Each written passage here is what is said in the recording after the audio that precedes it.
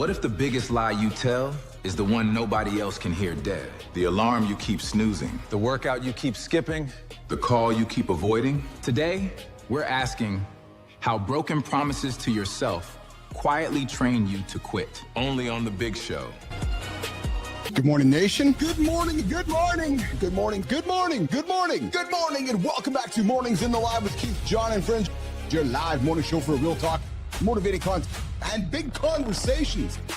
We got Jimmy on the buttons, and of course, we got our very own producer, Neiman, out there making sure the words sound as good as I look this morning. We got Dwayne and Rico doing the fucking arm wrestle for who's going to own the baby boomer token. He is toothless and proud. His name, Matt Roof. Our very own Dr. John Petricelli, our resident bullshit professor. Brianna, you're always teaching me, man, every single Tuesday. Nation, you will not find this kind of knowledge anywhere on the planet to start your day other than Mornings in the Live with Keith, John, and Friends.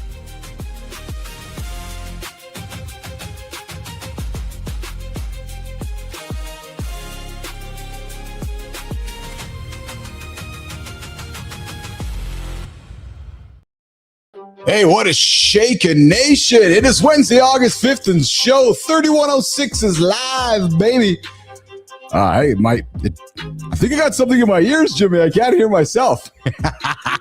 Hey, nobody hears you break a promise to yourself except my own ears. And that's why it feels free this morning. Oh, maybe it's a little weird in my ears this morning. And it's all my issue. It's not your issue. Good morning, everybody. Your alarm rings, you negotiate, and nobody files a complaint. No, not at all, actually. Just, then you say you're done drinking during the week. You're like, oh yeah. And then Thursday shows up. You're like, okay, it's Little Friday.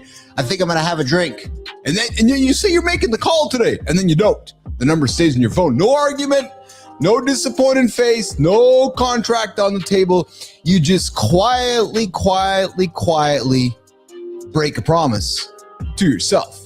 Yeah, and that's what men misunderstand about confidence, because when we do something, we get confidence from it. It's the memory of doing what you said you would do when nobody could force you. And the answer? No, the answer is not a bigger promise. No, the bigger promise makes the next failure big. Well, it just seems much more dramatic. The answer is a promise small enough to survive a bad day and important enough to count. So today, nation, on episode 3106, we are going to talk about how to earn your own trust back. One kept word at a time. And that's going to happen with our very own Dan Schlund, who's joining us this morning on morning 2, I think, of his journey back to the Dan he wants to know. We're going to get all that happening. Man, I'm a little distracted by the sound of my ears this morning. We're going to get all that and so much more happening right now, live on the big show we call Mornings in the Live with Keith, John, and Friends. Jimmy. Let's get the morning loop started so I can figure out my ears live on the big show we call Mornings in the Lab with Keith, John, and Friends. Good morning, nation. Yesterday's show gave us a world champion, an accountability comeback, and a few surprises from Brianna. Our guest Meredith showed how discipline and recovery carried her from injury back to a world record. That's champion work. Then Dan really came back for accountability. Everybody started doing push-ups, and somehow we lost our host on the screen for a second. Then we got to know Brianna beyond the serious questions. John's hot seat questions slowly uncovered the person behind the therapist. Every Tuesday, we learn something new about Brianna. This week, bicycles and scuba diving somehow became the biggest surprise. If you missed yesterday's fun, watch the replay. And by the way, Handsome Chief, we're starting to love John's sultry voice. Let's start the morning loop.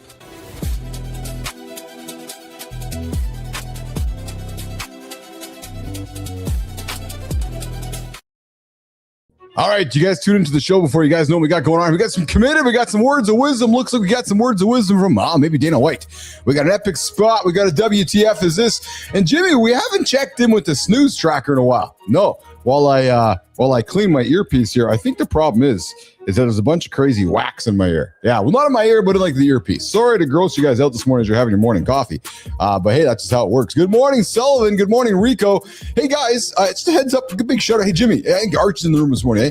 Shout out Archie launches the Roofing Authority Network on the LinkedIn page last night.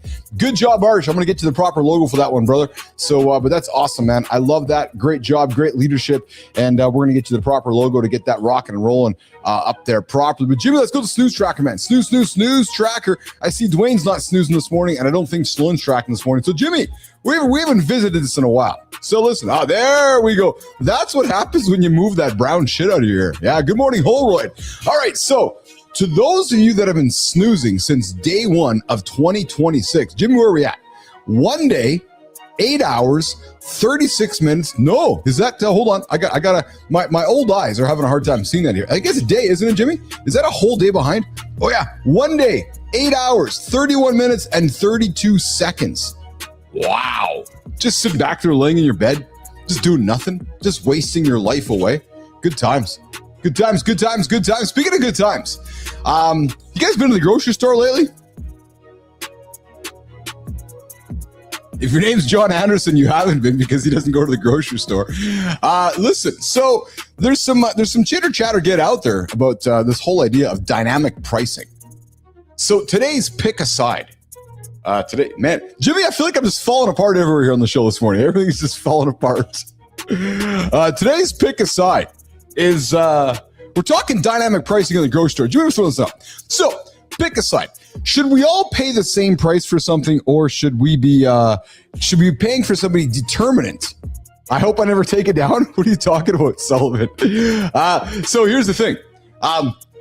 Should we be paying the same price for something, or should we be paying determinant on the price of what we can afford? So some grocery stores are considering this whole idea of pricing content and pricing product based on what your affordability is. Just like some of those restaurants you go to, hey, pay what you can afford to pay. No, it's $50 for the steak. It's not what you can afford to pay. So I have an opinion on this. No, the price is the price. It's not some like, oh, so Jimmy can only afford $1, so I'm only going to charge him $2. No, fuck, man. Jimmy, go to work, get a job, man. So it's, if you want to afford a $5 buck of milk, then go work to make $5. So I'm not a big fan of this pick a side, subsidizing society. It's the same thing I hear going on in New York City there. They're opening up government-led grocery stores. What the is that? Honest to God. Now listen, I'm all about helping humans. I really am. And to those of you guys that think otherwise, I think you're grossly mistaken. But I'm also a business guy who deserves to make a profit for all the hard hours we work. So I don't know. I'm not really all about... I'm really not all about subsidizing somebody's inability to make money because I decided to make money and you did not. So there you go. Pick a side, guys. Where do you come into this one at? Holroyd, Sullivan, Whitaker, Rico. What do you guys think about this one? Are you guys all a fan of dynamic pricing, or are you guys a fan of the price is the price is the price is the price? And I don't care if you can't afford it. That's like saying, well, I can't afford the Louis Vuitton bag, so I only want to give you $500 for the Louis Vuitton bag, even though it's worth $5,000. No, if you can't afford it, just what it is. Yeah, true story. Hey, I also saw some shit here happening in Canada, Jimmy. So because of the global situation happening with meat, they got Australian beef coming to Canada for like freaking 60% less than local beef. Oh yeah, people are going to be up in arms. I'm sure about that one. So there you go. Pick a side this morning on Mornings in the Lab with Keith, John, and friends. All right, let's keep the show on the road. Trending topic this morning is an interesting one because Anderson and Billis have been talking about this one. And I think we all knew this was going to happen. If anybody goes back and watches an episode from a few weeks back, I'd like to think that we kind of predicted this. Jimmy, what's going on with the trending topic? Where's SpaceX right now? SpaceX lost 47% in 7 weeks. That's not a stock dip, but that's a billionaire rocket doing a belly flop into accounting. Tomorrow, 911 million insider shares unlock.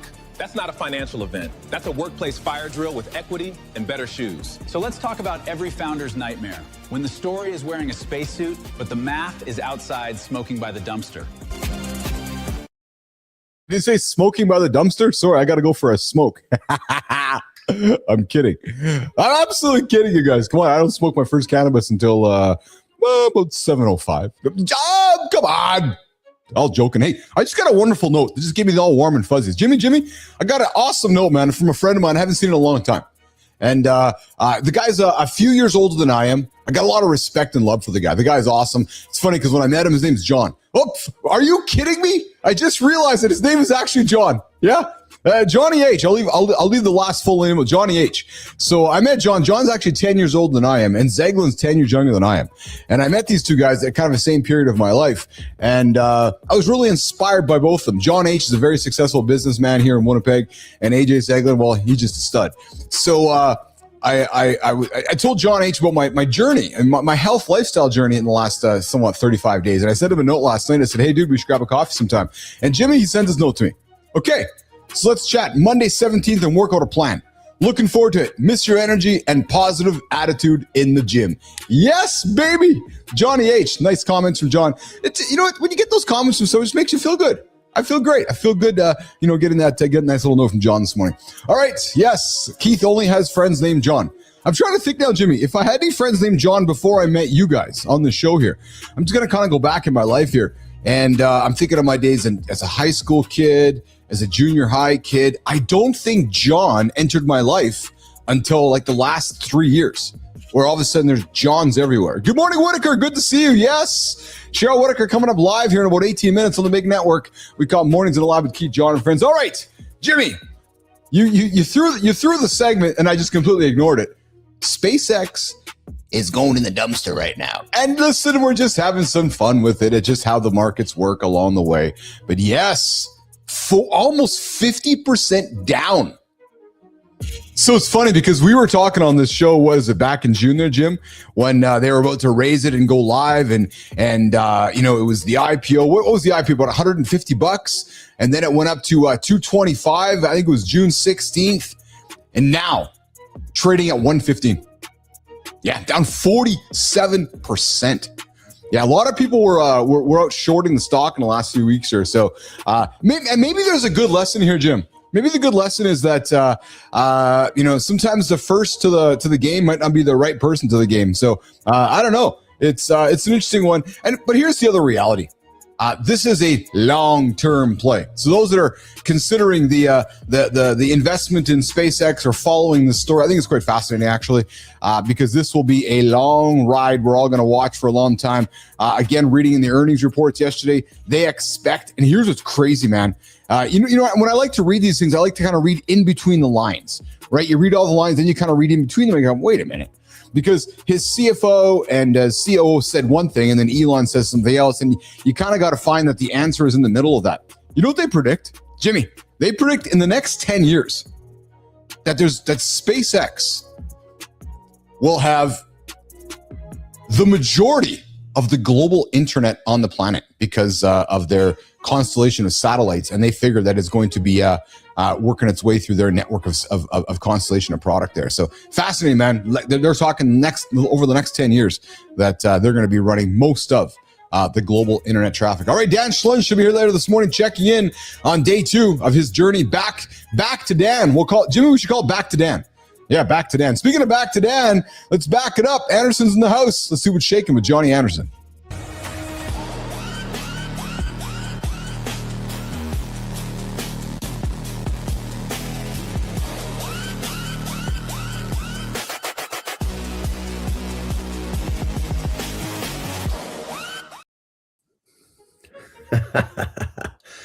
The banana. How are you, pal? I'm good. I just had a really fucking weird experience. So I go, the fucking menu is getting so big. I'm getting in. Yes. Jesus Christ. I go into Cheryl's show. Yeah. She was there. But I think that it's, I see her, but I hear your voice. Oh. I'm like, what the fuck is going on here? I'm looking around. And I'm trying to figure out what's. So she was there, head down, didn't see even saw that I showed up, but she was listening to you. Oh yeah, that's right. It's like she would have had it on someone. That's funny, man. So I was sitting there going, okay, what the? I'm just like totally like Twilight Zone. Like fuck, I hear the little fucker. Where is he? You know. And then I realized I went in the wrong show. She's probably listening right now, laughing her ass off. Her head was down the whole time, so I'm assuming she's exactly she didn't doing that. I'm watching the show and she's laughing away and giggling away there. That's funny. I was sitting there going, and I wasn't really looking either. I clicked the button and I'm finishing up what I was doing. And I hear your voice and I think I'm good. I look it up. There's Cheryl. I'm like, okay, where's the little nutty fucker? You know? He's right here. What's going on, Kiesel? I got Kiesel in the comments as well. He says, hey, man, the struggle is real. John's and login struggles. Yes, true. I know. Well, that fucking menu, dude, it's getting big. That's cool. It's funny, man. So I've invited, last few months I'm working with a good friend of mine, John Kiesel, over on the roosting side of things. And you guys are very similar, yet very different in so many ways. The fact of funny is his name's John. And he's also struggling with logging into shit. But you know what's crazy, man? I had an epiphany this morning. I heard from another friend of mine. When I met AJ Johnny a number of years back at Focus, I met another fellow. His name is John H., 10 years old than I am. Go figure, his name's fucking John as well. So I got all these friends in my life that are just named John. So if your name's not John, you actually can't be Keith's friend. Nope, true story, 100%. Hey, so I know what you mean. Too many of those at the lake house. Yes. And there's only 60 homes, right? Yeah. There's like 7 Pauls. Like, fuck, you got to be named Paul to fucking move in here? What the fuck, man? So, dude, I was eager to catch up with you today for a few things. First of all, let's have some giggles about SpaceX. And I only bring it up giggling because you and I were chatting about it as it built up to the IPO. And then How much is it down? So it's down actually 47%. So how much? What's the stocks trading this morning at 115. It was at 108 not too long ago. Yeah, so if you remember, it opened at 155, remember? And then it went as high as 225, right? And a lot of people were not even getting it. Even though they put the request at the open, they were paying 165, 170 to get it. I know. So I'm chatting because I know you and I have been tracking this just through curiosity. We've been tracking it, right? And so it's down. So there's a lot of short sellers that were predicting this. So I think there's a lot of shorts that made some money in the last 24 hours or so. But what struck me in his earnings report yesterday, John, and you'll appreciate this because you've been in the Starlink game here for a while. SpaceX is predicting in the next 10 years that they're going to have most of, I'll put most in full internet traffic. They expect it to be going through their platform. Through Starlink. Yeah, exactly. Because the constellation of satellites they're doing and all the investment they're doing across that. And because there's so many nations in the world right now that use their product for internet, right? That they expect over the next 10 years that all those countries coming aboard, it's just Starlink and that's what it is. So perhaps I think even if you bought it at 200 and you hold it for any length of time, you're fine. Oh, I agree. It's just the idea that if you're going to spend 10 grand, why not get double the amount of stock by waiting a little bit? No, you're bang on. Because once it goes below 100, I'm going to start picking it up. Yeah, I think you're on the right track there because I think it's going to be one of those Tesla type situations, right? Where it's like, okay, because back when we couldn't see it, aka myself, I decided to spend $250,000 on the Roadster instead of the stock. Right, so if I would have spent the money on the stock instead of the Roadster, there's a good chance Keith and John might not be friends because Keith probably has many more zeros in his bank account than he does not. But you'd be lost as a motherfucker. Well, I won't argue with you. No, you know what? Yeah. I will not argue with you. There's a good chance, and I'll just fucking say this: there's a good chance I might have been in jail, might have been dead, might have made some really bad decisions. And I'm not. But 50 million wasn't enough to fucking make you to do all that dumb shit. What does it take to get? I'm not trying to say that with hyperbole. I just know myself, and I know that. Yeah, I just know myself back then, and I just know myself well enough that good things happen for a reason, and you and the other Johns have been good reasons for that. So, hey, so I was eager to chat today. I want to talk. So we got Dan Schlund joining us at some point this morning, I expect. But I also want to talk to you about my little personal lifestyle journey here. So, feeling a little hungry. I've been noticing a little bit of food noise creeping in, but hold on before you comment because I was going to text last night and said, no, I'm going to talk to John about this today. So because here's how my brain works, right? My brain goes, okay, this is creeping back in. Oh my God, do I got to go rush to up my dose? Hold on. I'm like, it's creeping in. No, I got to manage it. I'm listening. Stop telling me to hold on. Jesus Christ. No, I'm loving this. No, because I was last night I wrote you a big text. I was like, no, fuck it. I got to talk to John about this because I want to just express myself, right? So yeah, thank you, because I fucking hate getting these fucking brick texts. I'm like, everybody knows I don't like to fucking read. Come on. So I was gonna send you. I was gonna send you a video, but I was like, the noise started creeping in, right? And I was like, okay, there's some noise here. I noticed it too. I'm like, I don't like this noise. And then the noise in my stomach was starting to grumble a little bit. Don't like this noise at all. I'm like, all right.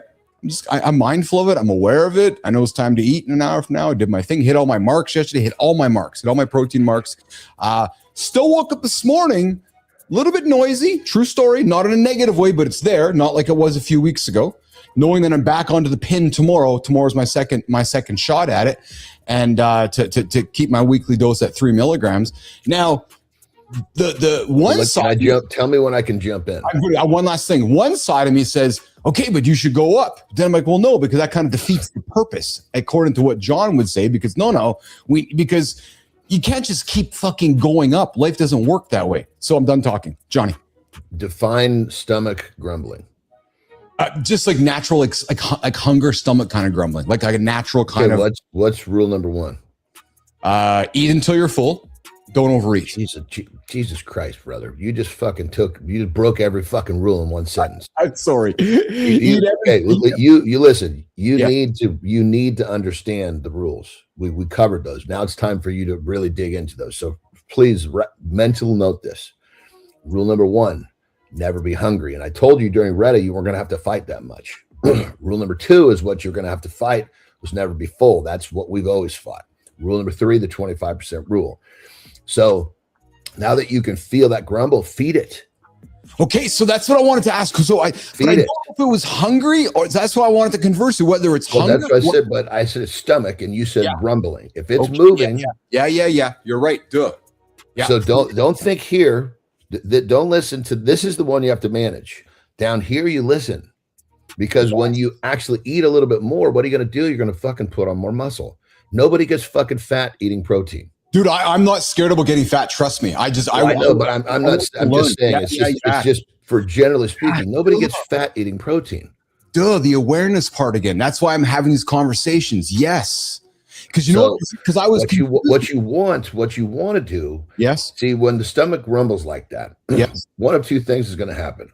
You're going to feed it, and you're going to put a log on the fire, and it's going to grow. Or you're going to not feed it, and it's going to start to fucking die. So you just pinch your metabolic rate a little bit. Yes. And remember, the metabolic rate is everything. Metabolic rate with Retta is the magic. Thank you for reminding me. Let Retta kill the metabolic rate. Now you're just like every other dumb fucker who's trying to not eat. And you know what? And I want to talk this out because my confusion has been actually, you just said that, has been unwiring my learning, man, from fucking 1,000 years. Yeah. I need to not eat. No, fuck. Well, no, it wasn't so much not eating, Johnny. It was because I'm on your page about eating. I'm all about the fire, burning the fire. I really am. What for me it was maybe a confusion in my brain. Like, was it okay? Is it actually my stomach grumbling, or is it just my fucking being kind of like a wussy right now? That no, you're not hungry, Bill. It's just fucking smarten up, right? But you're right. I'm 100%. So you have it's all two separate. It's two separate voices. Yes, two separate signals, I should say. Yes, yeah. But no, you're right. Now that that's why I wanted to talk about it. I just didn't want to send you a note yesterday because this is what I needed. Yeah. So yeah. So I'm going to. Okay, so let's talk about the other side of that. So then, somebody who might not be as educated or having this kind of conversation, would somebody just go, okay, I got to up I got to up myself? Because at what point? Usually this is where people panic. Oh my God, it's coming back. It's not working. No, it's all of the things that are helping us are still working. Yes. It's just the part that the easy street now requires a little bit of management here. Yes. But here you feed it. Yes. Answer the door. So your body knocked on the door. Knock. Awesome. If you don't fucking answer, it's going to stop fucking knocking. Dude, that's awesome. I love that. And trust me, I was going to send you pictures from it, but no, I'll wait for a few more weeks because, dude, I have never looked right now the way I've looked ever my entire life. Dude, we're going to listen. In your mid 50s, you're going to have a better physique in mid 50s than you've ever had in your life. Dude, I already have, and I'm kind of I'm a little bodybuilder man. I joke with you, but I'm a little man. And I this morning I was like, wow, looking pretty good, Billis. Get back to the fuck, go eat some food. So I was feeling good about myself. I was, but I was really eager to have this chat about what's the difference between what's happening up here and what's happening here. So thank you for that. That was so the best way to deal with this is just ask yourself a question. What am I listening to? Yes. My stomach or my head? Yeah. And if my stomach's grumbling, go feed them. Go fucking feed it. That's the fire saying, I need some fuel. Here, that's the one. That's the one. Now we start to learn to manage because it's very manageable. You did it. You did it last night. No, I did it last night. No, you're That's right. what I'm saying. Because it's become because this voice is a whisper. It's not a yell. Oh yeah, dude. Thank you, man. Thank you. Yeah, thank you. I appreciate that. That's Nation. We're just doing some live lifestyle learnings on the air here with Keith and John this morning on Mornings in the Lab with Keith, John, and friends. I needed that reminder, chat. That was a good one. What we're doing though, so because this is a huge problem for most Reddit users, right? This is the part that people complain about because with semaglutide or tirzepatide, Gen 1, Gen 2, that part that kills the stomach is so much fucking stronger that doesn't come back for a long time. That makes sense. Yeah. Sometimes it doesn't come back to the point where people get all fucking sucked up and malnourished. But so we don't. We basically, for the people that have trouble with this, what we're doing, it's kind of a custom blend. So there's another one. It's not a GLP. It's called cagrelintide. Yeah. So I've been reading. Yeah. Yeah, so basically CAG is a different set of signals. It's going to the brain saying you're full, you're full, you're full. So it's a different type of hitting that voice in your head. So it's not like you can only take so much red, and we could easily go up a little bit, but it's way too soon. That makes sense. You need to learn what we need to do is let you learn to manage this. And when the management becomes borderline uncontrollable, then we'll pop it up a little bit. And then the same thing, the process will repeat itself every time we bump ourselves up, and you're going to have different cracks at management every time. At a certain point, let's just say 5 milligrams, right? We're going to say, okay, we're going high enough with the red. Maybe, who knows, maybe 6, we don't know. Bottom line is once you cross that 4, you've kind of maxed out what at least the studies are showing. You've maxed out I shouldn't say max out, but you've got the glucagon receptor, which is the fat burner, running at full steam. So you're not even running at full steam yet, right? No. So that's when we bring in the custom mix, which is instead of a 10 milligram bottle of Retta, which we call Gold 3, then we'll basically switch you over to what we call Platinum 4, which is still 10 milligrams of Retta, 2 milligrams of CAG in the same bottle. Okay. Interesting. Yeah, I'm actually testing it right now because I'm always because I test to make sure that the mixtures are proper before we bring it. Yeah, but that's actually we're not the first ones to do it, but we're in the front of the pack for sure. Cool. Chase was actually the first one to do it. Yeah. So let's come back to that. I've been let's come back to that in a little bit. I want to keep the first one to do it by knowledge. Forgive me. Yeah, no, but I've been because I heard about CAG and I wanted to ask you about that. Plus, there's another one too. But let's get back into that in a little bit later in the show. Here we got Dan Schlund joining us. Dude, I'm fucking enjoying this research journey. I can tell you that right now. We got Dan Schlund joining us at some point this morning. Maybe we can do some push-ups. Here's what we're gonna call Dan. Yeah. So you said I don't know what you said. It was gay. We got to do something better than that. You know, you're just as bad at that as nicknames, dude. Yeah. What are we calling Dan's Rocket Man to Round Man, back to Rocket Man. Yeah, that's exactly it. And they will create like a graphic. You see that poor fucker? He climbs up off the ground. He's round as a goddamn bowling ball. Oh, fuck, Anderson, you're funny, man. Hey, so guess what might be making a comeback, Nation? And for all my Gen Xers out there, like all of us, we all grew up with this thing, and it's on its way back, apparently. And it might start with a my. Hey, Jimmy, you ready for this one? It might start with a my, and it might end with a space. Again, Jimmy, what's up?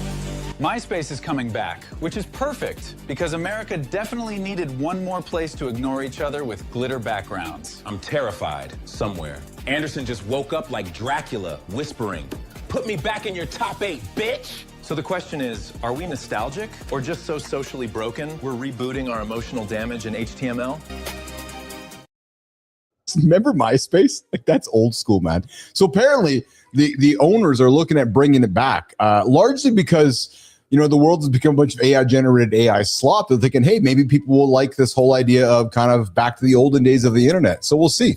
We'll see if that does make. It's like bell-bottom jeans. Well, yeah, that's exactly it. Yeah, 100%. Well, and see, in MySpace hit at a time when such a small percentage of users were up to speed, so it didn't really get put into a very hot market.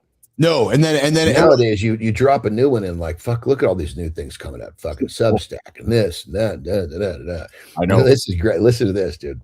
This is so funny. My mom was like, "Oh yeah, I've been watching you on Substack," and I was like, I swear to God, I said, I love it. I was like, what is Substack, Mom? And she whips it out and shows me. And I'm like, 4-year-old mom.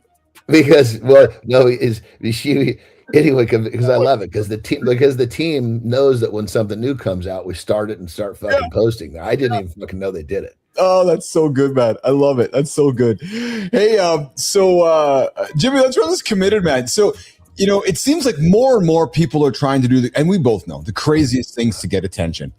Look at this one. So this guy drops a board into the water, and you might know. So I was like, what the hell is this guy going to do? So he drops like a paddle board. Now start putting your brain together. What he's going to do? He's going to base jump off of the fucking bridge to land on the paddle board. Like, dude, we're talking like just these incredible feats people try to do. Dude, real quick, going back to that fucking jump. Jesus Christ, if that throw is interrupted by a foot catching that thing, he doesn't fucking open his chute. Isn't that true? Right? Yeah. Fuck, dude. Well, look at the way he threw it, dude. It was like, that's like, holy shit. If you don't get that thing just right, you're going to catch a limb on that thing, and it's wrapping itself around you. You're just going to fall straight to the water. So he didn't land on the board per se, but I saw the throw too, and he did it so nonchalantly, like, oh yeah, just like it was. Yeah. He did not enough mustard. He catches a toe. Yeah. It's over. Yeah, exactly. Hey, on the weekend here, and we've been talking about this guy for a few months, but I don't know if you knew this. I did not until I saw this clip. Before Obi Fama became a WWE superstar. Check this out. Did you know he was a pretty awesome, like, NCAA shot put athlete? Eh? Like, hey Jimmy, do you have most of the fucking head. Before this guy was body slamming humans on national television, he looked like he was one bad lunch break from quitting life. That's the beauty of America. One day you're underpaid and dead-eyed. Next day you're oiled up, screaming in spandex. So let's talk about the most ridiculous career glow-up in sports entertainment history, because LinkedIn could never compete with this shit. Big shot put guy, Johnny. Well, most of the heavy hitters, like, they grab them from some other place like this. Yeah. Like, I was at the Arnold when I'm having Adam shit, I can't remember, Shear, I think. Yeah. He was in a strawman contest, and Mark Henry saw him. Was like, dude, let's bring you over here. They're always on the lookout for for a massive fucking dude, because they understand, there's potential to turn him into the next monster. I guess so. Yeah, because you look for the big guy that stands out, the monster. See if he has the attitude, the character, if you can kind of bring him to life, right? And then you go and recruit him. So, but I know. So he's a Nigerian fellow, quite successful, I guess, on the as an amateur athlete. And I think you called it once they got him into the business. They realized this guy could be a superstar, and he's just taken a whole life of his own on. He's quite the beast. Yeah, I mean, you look at it, that's when he showed up. Well, you can see he's still a big dude, but he was not walking around with his shirt off. No. So they just knew all they need to do is peel some fat off him. So they bring him into developmental. Yeah, I think he actually worked with a guy that I worked with. I think the guy who oversees the training center I used to work with in New Japan. Okay, yeah. And so they bring him in, they start teaching him how to wrestle, and then tell him he's got to get himself in fucking shape. And if he can do it, that's one of the biggest things, is getting themselves in shape is one of the hardest parts of the equation. Oh yeah. He did if you look, we looked at those pictures, the before and after. He was a fat fuck. 100%. Yeah. He was a fat thrower, which he needed to be, not saying fat in a bad way. I know. It's like a fucking fat O lineman. Who cares? Yes. Yes. But he transformed himself. So right away, they realize, okay, he can get himself in shape quickly, and he's got the discipline to do it. We can put some fucking effort behind him. This guy has the ability to do it, right? So let's put some effort and money behind him. Well, you're right. I guess when you put it that way, right? Because for us to put some effort behind you, effort means money, and I got to know that you're going to be committed to the work, because I'm putting a bunch of money behind you to push you. right? So yeah, I never kind of thought about it that way. Hey, so you know, you and I joke often about robots and you know, robots coming and taking the world over, and the world of drone warfare, you know, changing shit. Well, a brand new interesting looking robot has introduced the world. Hey, Jimmy, how about this robot that has wheels? Pretty damn scary and fast at the same time. Jimmy. This morning's story, a 25-kilo robot dog with wheels can outrun your jog and follow you. That's not innovation. That's a nightmare with traction. If my dog followed me 30 kilometers, I'd call it loyalty. If this thing does it, I'm updating my will mid-sprint. So the question is simple: rescue machine, factory helper, or the world's first Roomba that makes you shit yourself? Let me run this clip for Johnny to see this thing, man. Look how fast this thing is. So it goes up to 20 kilometers an hour. Straight all-terrain vehicle. Look at that. Look how fucking scary that is, though. So they built it. Jesus Christ. Can you see that thing fucking coming down a mountainside at you? Holy Christ. Dude, right? It looks like a fucking creature. It absolutely does. So they built it for civilian inspection and industrial work. Yeah, not really. They built it for robotic wolves for reconnaissance and assault. So it's actually a military vehicle, as we can see. It is, right. It looks like they created that for when they're going to bring in martial law. Is what they created. They created that, and when they decided to go and take over that island across the Strait of Taiwan over there in a couple of years, which they'll just first those things there, and it'll just okay, we're done. We have it. That's called the modern day sheepdog. Yeah. No kidding. Good morning, everybody. Hang out with Keith and John this morning. I'm Mornings Alive with Keith, John, and friends. We got Dan Schlund, I believe, Rocket Man to Round Man to Rocket Man, who should be on the show this morning. Our new word for Dan Schlund this morning. Hey, rocket to round to rocket. Rocket round to rocket. How was your day yesterday? What did you do with the brother and the mom? What did you guys do yesterday?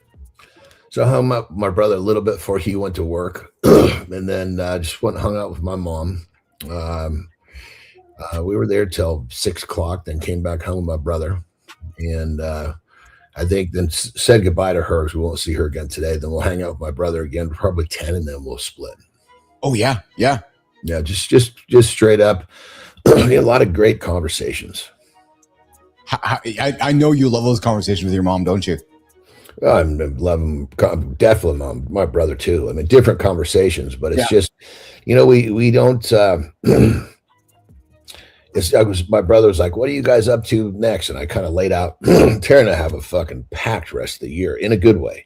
Yeah, you know, like we have literally the rest of the year is pretty much scheduled out every other weekend until we get down to Mexico. It's every other weekend we have some other engagement with, you know, people that we care about. We're just, as you think about it, God, you get to this certain point in life, you know, you've got the financial freedom to do the fuck you want to do. What's important? Your relationships. So go fucking invest in them. Yes, absolutely. Yeah, it's hard. It's hard to argue with that. Absolutely hard to argue with that. Hey, so ever since I known that you and your wonderful Terry decided to get into an airplane and get some interest around flying, I still haven't told her that story, by the way. Well, so I'm looking for my pilot John's advice on this one.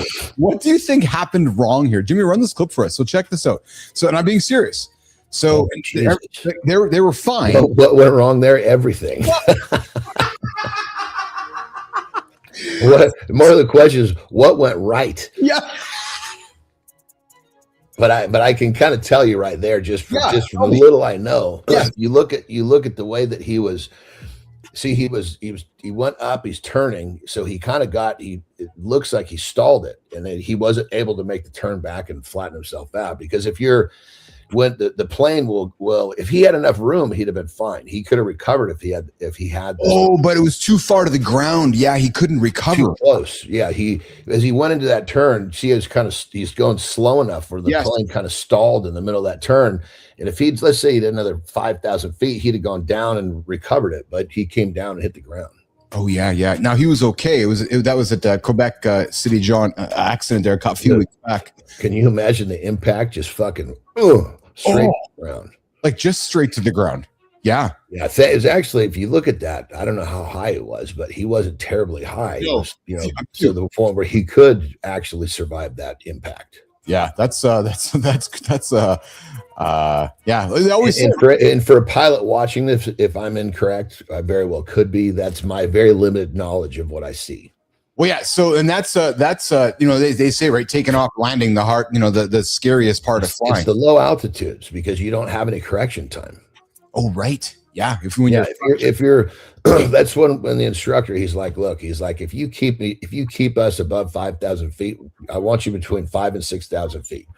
You're up here, you do your thing, because he knew that if I fucked it up, he had time to recover. Yeah, well, that would make sense, because when I was doing my flying stuff with my buddy back in our 20s there, we would stall and do that crazy shit way up there in the sky. Yeah. So that you had time to kind of figure it out, right? So, yeah. Hey, so Google Earth made a I see Danny's there. Yeah, Danny, we got the Rocket Man in the green. We'll bring him up here in a little bit. Dan Schlund joining us a little bit later this morning for a check-in. So Google Earth made a big no-no last week. They launched this ability for people. Like, humans make me laugh, man. So they gave people the ability to, you know, put real life events on Google Earth, and of course people did. Jimmy, let's run this clip to talk about this. Preston, why the hell does Google Earth have a button that turns my neighborhood into Call of Duty? Because apparently seeing your house from space wasn't creepy enough. Now it can add tanks, smoke, and emotional damage. So the map we use as proof can now lie beautifully. Cool. Let's talk about who approved the make-believe button. So the funny thing is that Google Earth is obviously a very well-respected tool that a lot of legitimate organizations use. Many humans do. Well, they added a button last week that allowed you to generate imagery within the tool, Johnny. So people started creating and then started circulating on social media that these fake events were happening, but because it came from Google Earth, people were like, oh my God, it's real. When it actually wasn't real. So I laugh because it's like, of course humans did that, right? Where they were putting all this. You're spending all your fucking time looking at Google Earth. Jesus Christ. God damn it. You know, we all have this. Yeah, you give find some meaningful shit to do. Well, that's why I put this on the table, man, because I was like, man, people got nothing better to do except wreck the world with Google Earth and doing shit like this. So Google removed it because they're like, oh, I guess we probably should remove that. And actually, speaking of that too, so there's also some news breaking that mass migration situation in Spain.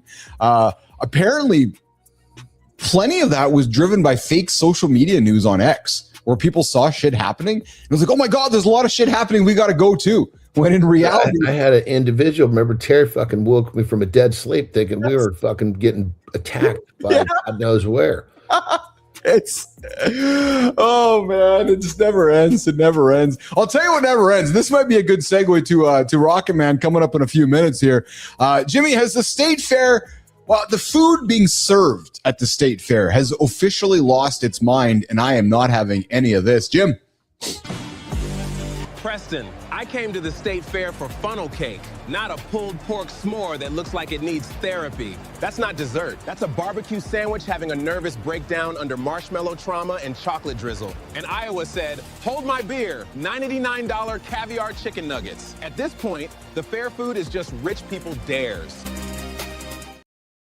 We're ready for a disgusting discussion here. So the 2026 Indiana State Fair, right? Clearly not listeners of our show, includes the Smork, created by Nitro Hot Dog Barbecue, a classic s'more combined with slow smoked pulled pork served on a fried sugar biscuit. Good morning, Mr. Daniel Hall. Good to see you, brother. And they also list bacon and chocolate spiral potatoes, junkyard spam dog loaded with macaroni and cheese, coleslaw chips, barbecue sauce, and jalapenos. Like, honestly, it's here's the thing. My tongue would like this, but not nearly as bad as my stomach would want to reject it. I have a whole lot of challenges with this, though, and I know we all get to make our choices. But Jesus, yeah, I'm with you, Petro.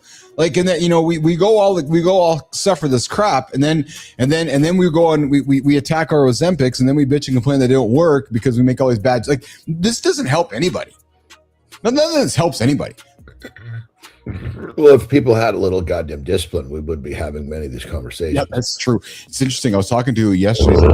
I want them to remain nameless. A friend of mine who I know is on a GLP, and she's up here in one. I think Ozempic, actually.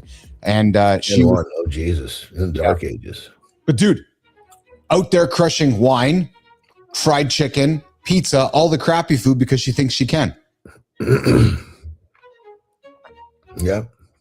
Like, but that's how that shit was. See, Ozempic was brought to the table that this is just going to help you limit your overall calorie intake. Here's what they don't worry about what the calories are. Here's what angers me about my country is I'm gonna educate you about Canada for a second here. So the prescription she's on, I have paid for because it's funded by healthcare, so I'm paying for it. All right. So as she continues to make those bad choices, Johnny, and go on the prescription that I'm paying for along the way, and then when she doesn't make any different choices, and then eventually probably ends up in the hospital or going for healthcare because she's not healthy, guess who also pays for healthcare? Me. So it's like this never-ending. Listen, everybody in Canada, go make bad decisions because the rest of us are going to pay for it for you. And I know your guys' care system might not be any better than mine, but it just drives me fucking bananas, man. It drives me nuts. Anyways, there's my little rant this morning on that one. Yeah, well, you throw that. We're going right back to my statement from the fair. If people had a little discipline, we wouldn't be having a lot of these conversations. Yeah. Well, speaking of discipline, maybe it's the time to bring in the discipline of man himself. Hey, Jimmy, let's bring in the Rocket Man to the Round Man, back to the Rocket Man. Jimmy, Dan Schlund's going to join us for... Stretch it out. Dan came back for accountability, and apparently that means all of us are one John idea away from push-ups. Exactly. Everybody loosen up and stay visible. Let's see what John makes Dan, Preston, me, and the nation do today. I love it. There you go, Schlund. What's going on, Schlund? Good morning. This time I'm here at the appropriate time. Yes. Your journey has been deemed Rocket Man to Round Man, back to Rocket Man. Yeah. So one day at a time, we're leaving the Round Man behind. Yeah. Tomorrow you'll see me doing this in my RV. So that's awesome. And you know the beautiful thing about a set of push-ups, you can do it wherever the fuck you want to do it. Yeah. You know, Johnny, so tell you about this. So yesterday we had Schlund on the show, then we all just sneak off. And yesterday throughout the day, I sent Schlund, no, at 10 o'clock, I said, Danny, I'm having my protein, man. I'm getting my food in. And then a couple hours later, he sent me a text with, I got my groceries. I get my groceries packed for the RV. So Anderson, we got him on this mindset, and then he's here again today. So brother, handing off the magic stick to you, Mr. Anderson. What are we going to get Mr. Schlund to get after today? I think we're just going to keep it simple, man. We're just going to keep doing some push-ups. And I'll tell you, today, these push-ups are going to make me feel really fucking good. So I'm looking forward to it. All right. Well, let's get after it. Jimmy, it's push-up time. Dan Schlund, John. Come on, bud. Let's do it. This morning, Mornings in the Lab with Keith, John, and friends. We're getting after some push-ups right now. Hey, Archie, let's get your ass down there, brother. Jimmy's down there. Let's go. Let's get some push-ups in there. Hey, Daniel Hall, if you're there, let's get on the floor and do some push-ups, man. Petro, Cheryl's busy in her show right now. The other Whitaker, the Sullivans. Let's get after, guys. Let's get yourselves moving this morning. Holroy, let's get down on the floor there, do some squats, do something. The goal is just to get ourselves moving right now, guys. Just to get ourselves moving and get some energy into the system. And I see Archie's getting after it over there, and the Handsome Chief's going to do some commentating along the way here. So I'm loving this, man. I'm getting so much joy out of seeing somebody get their act in order, so to speak. So Anderson's on the floor, Schlund's on the floor, and this is a brand new segment we are calling From Rocket Man to Round Man and Back to Rocket Man this morning on Mornings in the Lab with Keith, John, and friends. Brand new segment, guys, 8:45 Eastern time. We got Schlund joining us for some fun, just keep everything in motion. There we go, Dan. Yes, brother. That is awesome, Anderson. That is awesome. Dan, that's awesome. That's good. I tell you, I needed that. every day I'm just a little bit more sore every day, but it feels good. That's awesome. So, brother, if you need to do it from the knees, do it from the knees. I did. Good. And don't listen. Who cares? The bottom line is you're doing it. Yeah. No, you're absolutely right. I was making a joke last time. I'm not doing girl push-ups, trying to be funny. But you're absolutely right. You can get so much more workout if, you do that step. You know when somebody says, to it. So why are you doing girl push-ups? You know what I say? Because I'm a woman trapped in a man's body. Yeah. Well, it's better than doing nothing. Because often you're like... Right, because that's the other choice, Schlund. The other choice is not to do anything. right? So, Exactly. I'm glad to see you get down there and doing it. And brother, I'm proud of you, man. We got 3 days in on this, man. Look at that. Monday, Tuesday, Wednesday. And you know what I love about this is Sunday, you took the courage, said, I'm going to go back to the guy's show. And you had no idea what was going to happen on Monday. Next thing you know, you're on Monday, go, holy fuck, I'm actually now in this thing. Well, now you're 3 days into this new kind of little habit here. So good for you, brother. Yeah, getting up a little bit early and just. Are you? Yeah. Yes. Yeah, just a little bit. So it depends. Sometimes I fall asleep late. Yeah. Sleep into about 7, maybe at the latest. How was your sleep? You go to bed, brother? About midnight. So I'm not getting a full 8. Okay. Not So all what the time? time, What time should you go to bed? It's difficult to fall asleep. But that's not the question I asked. What time should you go to bed? 10 o'clock. Okay. Pick up your phone. Set an alarm for 9:30, which is a reminder it's start time to get ready to go to bed. You're probably going to be on the fucking couch doing nothing. So get your butt up, get yourself ready. And if you're going to do nothing in bed. Stop fucking watching TV, stop doom scrolling, whatever the fuck you do for the last 2 hours. You're only going to start falling asleep if you try. Yeah, it's actually ridiculous how simple that is. But I did that. And I found myself over the last few weeks. I've kind of reimagined my journey here. It was like, 9. Now, hold on, Dan. Did you set that to go off every fucking day? Not just tomorrow or not just tonight. Set it till it goes off every day. There's a little thing where you can pick the days. Oh, there, I see it. Yeah. Pick every fucking day. Yeah. Saturday.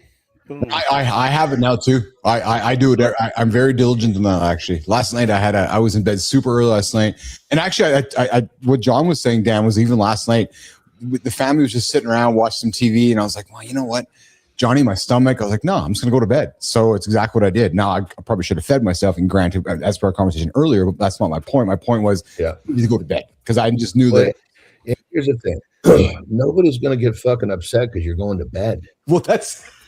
Fuck. No, it's mostly. Hey, let me ask you in your audience something. A lot of times I just fall asleep in my massage chair, and sometimes I get the fucking best fall sleep. asleep in your fucking bed. I know, but I sleep better sometimes in the chair. And it's probably a weight thing. It's because you're fat. That's why. Yeah. Well, as soon as we get round man disappearing a little bit more, you'll do better. But the bottom line is you've got to stop all this fucking, I fall asleep over here. I don't. It's just this random shit that's going on. Your body has no fucking clue how to set a rhythm. Yeah, I lost that. I'll tell you. So the 9:30 brings, you got 30 minutes to get your ass in bed. Yeah, it's funny because Petro says something. You know what the crazy thing is? I guarantee you there's not a conversation happening on the planet right now about something this simple, but yet so important, because Petro's right. So many people need this reminder to stop wasting time doom scrolling and TV binge watching and going to bed. And what I love about this, Schlund, is that if we go to a doctor, John, like an actual Western traditional medicine doctor and talking about life and lifestyle, we're not having this conversation. Yet the impact of this conversation right now probably has more to do with your entire day than, you got to go on this prescription, or, you got to do this. When in reality, the basic of this right now, the power of this, like just the compounding effect of this conversation we are having right now. It's true. You can't deny it, frankly.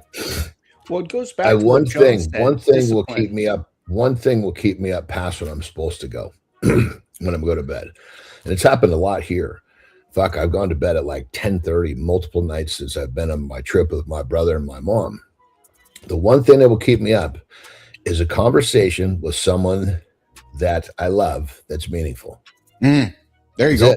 Because there's a real purpose that, like, I don't get to see my brother often. I don't get to see my mom often. So that's a reason for me to actually invest in that conversation. Yes, I'm a little tired, and but there's actually something that I'm gaining, and it's something that I can't have when I'm gone from here today. Yeah. Yeah. Hey, Johnny, would you offer Dan an invitation to do something more yet, or is the fact that he's here 3 days in a row with us that's his goal? No, right? you just got to keep it simple. We don't even need, like, what are we going to do today? The same fucking thing. Yeah. Maybe even fucking, we'll be doing we're going to basically be doing push up, Fuck, maybe a body weight squat. Would love to get to the point where you'll be doing burpees before long, but right now, that's too big of a bite. I guess what I'm asking you, you get off the floor the first time, that was not an easy deal. It will be soon. So turn that into a burpee will come. But we're not trying to ask you to do things that are too much. We just want you to stay in the groove. what about Johnny walking? Dan, do you walk a lot? Like, do you get up and move, or do you find yourself mostly stagnant throughout the day? Mostly stagnant. Yeah. I'm usually right here at my desk doing my work. That's why I like these RV trips, because we get out, we get moving. Yeah. And do some hiking and things like that. But it gets harder because I let myself go so much that it's a, kind of a struggle. And that's what we're doing is we're making this little rhythm, just like brushing your teeth. Brushing your teeth when you're young. I remember when my mom told me, okay, now you know how to do this. You need to do this by yourself every day for the rest of your life. And I started crying. I have to do this every day for the rest of my life. Oh my God. Well, I'm not going to. That was how fucking easy as brushing your fucking teeth, for Christ's sake. But this will be like brushing your teeth before long. That was Brooklyn a few years back, Johnny. What do you mean I got to brush my teeth every day? Every day. Oh my God. What? How many things do we do every day? I remember that, actually. She was so upset when she's like, I don't want to brush my teeth every day. No, every day. It's actually what you got to do. There are so many things that we do every day that we shouldn't fucking do. Why are we upset about doing something every day that we should fucking do? Oh, and Anderson logic is too good sometimes. Danny, we're going to walk you out here in a quick minute. What do you got on your agenda today, Mr. Schlund? You said you're heading out tomorrow, or you're going to, and where's the RV? Here in a couple of hours, go over to my hangar. We'll hook up the RV, load up the rest of the stuff. And then probably about 10 o'clock my time, we should be driving away, heading up to Kentucky. So it's a short 13-hour drive for us. Okay. I'm used to going to California and stuff, but yes. And then when you get there, what's the plans once you get there? Family reunion. Okay. And then what does it, if I can ask you this, does it make you nervous being in situations where you might be presented with choices you're going to kind of maybe struggle with? Maybe it's a drink, maybe it's some food. Do you think about that, or is that not in your mind right now? Not in my mind right now. Good. Right now, it's just kind of I'm there. I'm with them. They don't drink a lot, anyways. Okay. Good. And yeah, it's just. And then you stocked the RV yesterday. Can I ask? Would you stock it with some good quality fuel for yourself? Not really. No, not really, because typically when we're driving, we have very little option but fast food while we're driving. And then once we get there, why would you? So the question was, did you stock up the RV with good quality food? And that was no. I know, but then you're saying very limited. All we have is fast food. You're limited yourself because you chose not to put good fuel in the fucking RV. Yeah, and that's where my lack of cooking comes in, because I don't know how to prepare. You don't have to cook. Your excuses are fucking so bad, dude. You don't have to cook to put good fuel. That's what's in my mind. And I'm just telling you the truth, because that mind of yours is really good at convincing you all this fucking stupid shit, and I'm just here to be the voice of honesty. And you know what? I'm absorbing it all. And I know, and you're doing a great job, brother. You're doing a great job. You came on the show the other day and I saw you were a little more round, and I decided I had to give you a poke, and look where that poke led us. I love it. Okay, here's the thing, brother. If we all need someone, and I bet right now I'm probably the one. We all need someone in our lives who will be fucking honest with us. Yeah. And right now, this little bit of honesty is little by little programming that brain of yours to realize, maybe I should fucking stop at the grocery store and get some bags of hard-boiled eggs and put it in the fucking RV. So, maybe when I go pick up my fucking Big Mac, I'll have a couple hard-boiled eggs before I eat that Big Mac. This is a great little step. That's a good idea. I like that. And we're going to fill your brain with all sorts of wonderful ideas. But we're just starting off with, all we need to do is just have this little rhythm of every day. Once we have this rhythm every day and the everyday becomes easy, then we start stacking things on top of the everyday easy. And each little stack is still easy. And then you've got all of these little easy things that have added up. And you're like, fuck, this whole thing is easy. and now you're back to Rocket Man. Yeah, I'm even to the point now where I think when I come back, I'll just start hitting the gym again. I'm paying for the damn membership. Dude, you know what, dude? You are the fucking gym owner's dream. I am. And I know it too. I got it at such a low price that it was like it's cheaper to keep it than to cancel it and re-up it. Dude, see again, you are the dream. Absolutely. A lot of margin on Dan Schlund. Dan Schlund, Keith Billis, John Anderson live on Mornings of the Lab. John, friends. All right. So, Danny, we're going to walk you out before you do real quick, before you go, brother. Yes. You're doing a fucking great job. I appreciate it. Great fucking job. And just all you got to do is just keep taking these little bitty fucking steps, but you can't miss a day. Yeah. Yeah. Because this is accountability. Because this is a rest of the life thing, Dan. And I think that's to John's point. Right? Is that like that's not like there's no like we're not rushing to the end of the line here. There's no like I always joke with John, like we're here.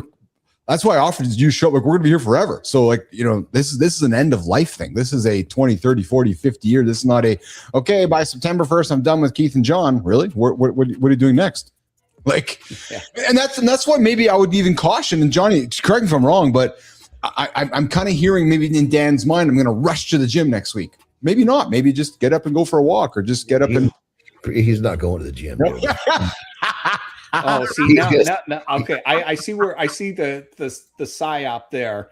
Now I didn't say I was going to go start, just massive pushing. I'm going to go. Brother, you can't go massive. You don't have the ability to go massive pushing.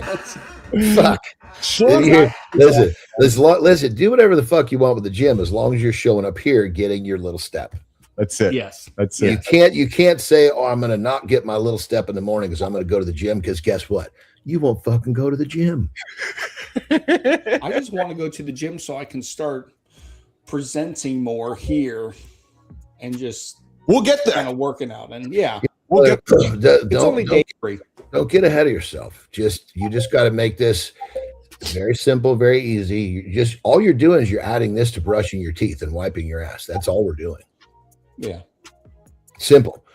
Simple. Keep in mind, when I swatch you in the chin and I'm honest with you, I'm always going to give you a hug at the end. So realize you're going to have the iron fist with velvet glove.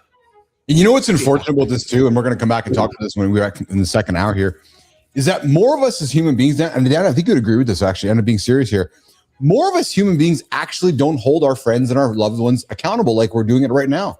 Like we just, and for some reason, we as humans never do that, do we?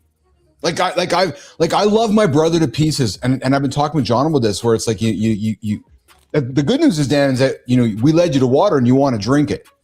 You often say to somebody, "Hey, here's the water," and they keep turning away from it. You're like, "Fuck, more." Right? Yeah. So, anyways, so think like this, bro. If I can see that your brains kind of starting to kind of poke out and want to reach more, which is wonderful, right? But here's the thing. Just remember, we don't want you to overextend yourself, because the classic move is someone who gets a little bit of steam like you have, and then they start all of a sudden the little step that's very manageable, like brushing your teeth, turns into this unmanageable step that you can't maintain, and you're back to where you started. That's what you've done over and over and over. And we're here to do this very different. We're just going to create a rhythm that just kind of happens. Yeah. You just find yourself wiping your ass. You just find yourself brushing your teeth. You just find yourself doing push-ups in the morning. You just find yourself going for a walk. You just find yourself doing all these things. And next thing you know, it's like, holy shit, my life has changed. But because remember, simple little steps that are stacked on top of each other that are manageable, that you don't overextend yourself. That makes sense? That's good wisdom, man. Yeah. And to be patient. You've spent however many years doing this. It's going to take however many years to get back to where Rocket Man will come, but we've got to be patient to get him back. Otherwise, you'll get a quarter over there and you'll burn out and you'll be back here where you started. Yeah.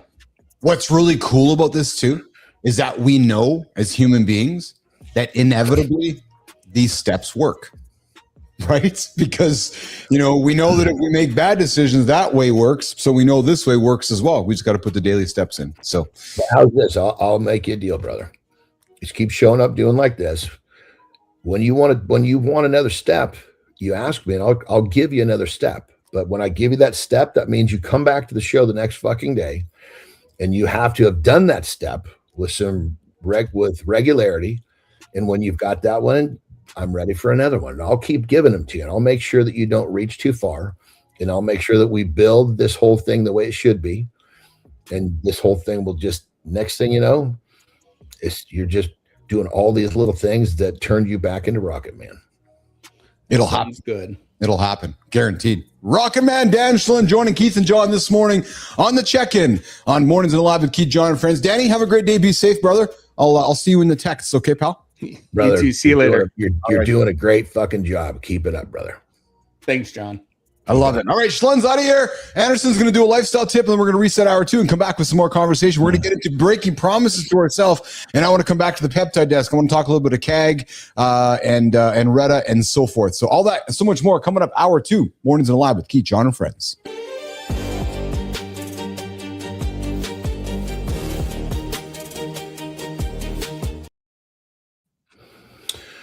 All right, we're going to kind of run with some of the stuff we're talking about with Dan here. Every day, that phrase seems to really bother people, unless we're talking about doing the shit that you shouldn't do. You see, you do things every day, period, end of story. Your problem is you do more things that you shouldn't do every day than the things that you should do every day. It's like a seesaw. Well, if you were doing kind of equal, you'd be doing this. But unfortunately, the things that you shouldn't do are way the fuck up here, which pushes the things you should do way down here. So when you think about getting where you want to go, we could be talking about your health, your fitness, your business. It doesn't fucking matter. This formula applies itself to your relationship. It doesn't matter. Every day is something that you need to really get a grip on and understand that this is the secret to the formula. So ask yourself a question. When you hear every day, when it comes to something you're supposed to do you hem and haw? If you do, take a deep fucking breath, give yourself a firm fucking slap in the face, and then look at all the shit that you do every day that you shouldn't fucking do. And then just realize how ridiculous you sound for hemming and hawing over the thing because you have to do something new that's good every day. It's so goddamn simple, but you've got to frame it properly. You've got to be honest with yourself. But most importantly, it all starts with getting over this every day because you do so many things every day. You just have a fucking lopsided fucking perspective on the shit that you're doing every day. Rock and roll.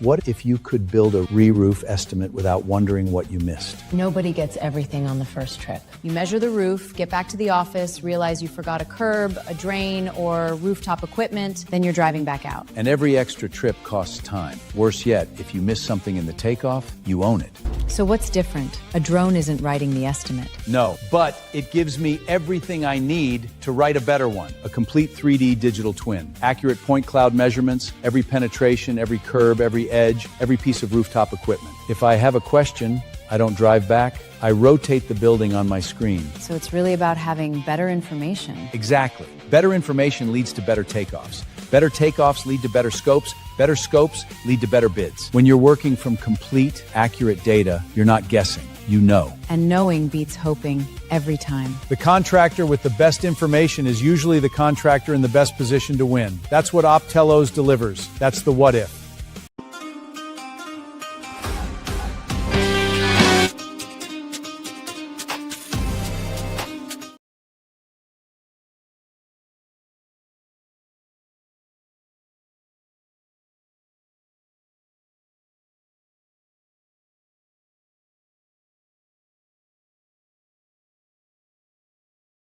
A second here. There we go. Yeah, Jimmy, it's your button, man. What are you doing? What are you doing? Hey, good morning, everybody. What a shaking. What a shaking.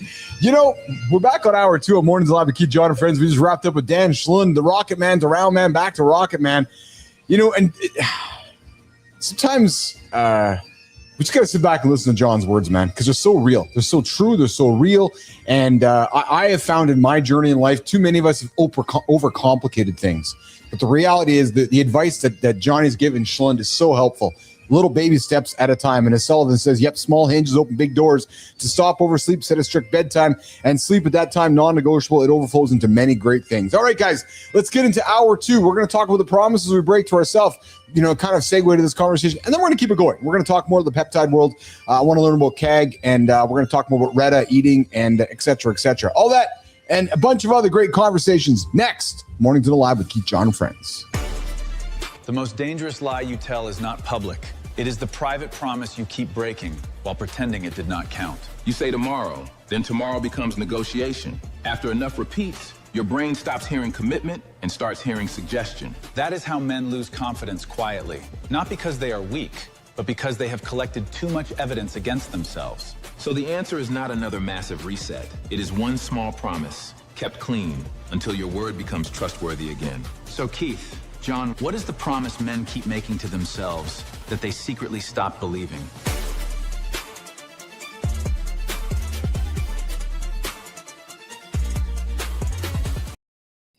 Brother, great coaching to Dan, man. Great coaching to Dan. And the irony or the coincidence, the title of this little segment here is Every Broken Promise We Make to Ourselves.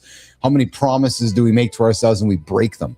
Right. And it's funny because Danny was breaking it on the air. I filled up my RV with food, and then he goes and says he's going to eat a bunch of fast food along the way. You're like, Dad. No, even better. He says, did you get a bunch of food? I went to the grocery store. And, did you get some good food? No. And then the answer is, well, all we really have is fast food. Okay, so your options are shit, but you put shit in the RV also. But that's just the brain. His brain is so good. Oh, I know. Convincing him to do the shit that he shouldn't do.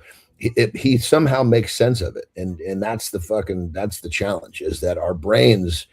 We have to really fucking get a hold of redirecting how the thought process goes. It's unbelievable, and I would offer, John, because I want to put myself into the situation. I would liken it to when I went and I saw the Odyssey with Carter a few weeks back, and I started my Retta routine. In the past, I associate going to the movie theater with grabbing a bag of M&Ms, sitting there and just mindlessly eating chocolate and getting those dopamine feelings, right? Of the sounds, the feelings in the theater, like all the comfort, right? So in my mind, I'm asking myself when I hear Dan, it's like, okay, I know what it quote unquote feels like to be driving in a road trip and driving in the RV. And I associate that with stopping into Burger King or eating the crappy food. And to me, when I hear that, I think what I'm getting at is that we as humans, we associate our brain with these moments or these events. And then that wins often. Because it's like, that feeling of being in the road, driving freely to my next destination. This one Big Mac's not going to hurt me, because it's like it disrupts the routine. And I think that's the biggest struggle we often have as humans, that we get so used to how we feel in a situation, we then make bad decisions. Yeah, I mean, you can play it 100%, and you can play it so many different directions. Yes. Well, that hard-boiled egg's not going to hurt you either. No, but I know, but you're proving my point is that Dan hasn't had the ability. Yeah, that's 100%. It's just framing it. Yeah, right. I'm like with you. It's just you've got to have the brain kind of see the other side. Yes. That burger won't hurt me. Well, neither will the egg. Yes. Well, then I again putting myself into the shoes was learning. Okay, so I'm going to go and crush that pizza or that cake, and then I'm going to drive my car. I'm going to feel really shitty. I know how it feels. I've been there. Wait a minute. If I make a better decision, eat that egg or eat that salad or whatever, eat the egg, sitting in my chair in the car, I'm actually not feeling shitty. I do that enough times. I'm like, I feel good making this decision. But we have to make the decision to feel good before we go back to it again. And that's the thing is with Dan where he is right now, is yes. that his normal is feeling poorly. He doesn't understand that's his normal. So that Big Mac doesn't make him feel any worse. Yes. Well, and that's like talking with somebody who I have a lot of love for, my brother. He's like, he said, I didn't sleep well last night. Well, what did you do before bed?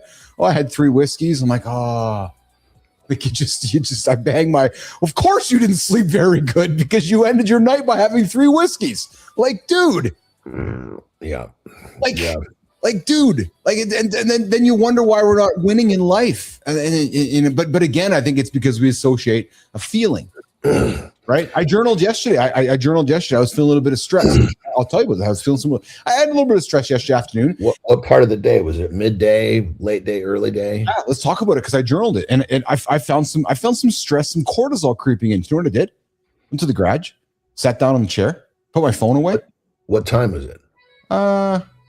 It was about 4:30 or so, maybe. Yeah, because by that time in the day, it's like you've had that shit slowly building in your system. I got a really good remedy for this, brother, if you want it.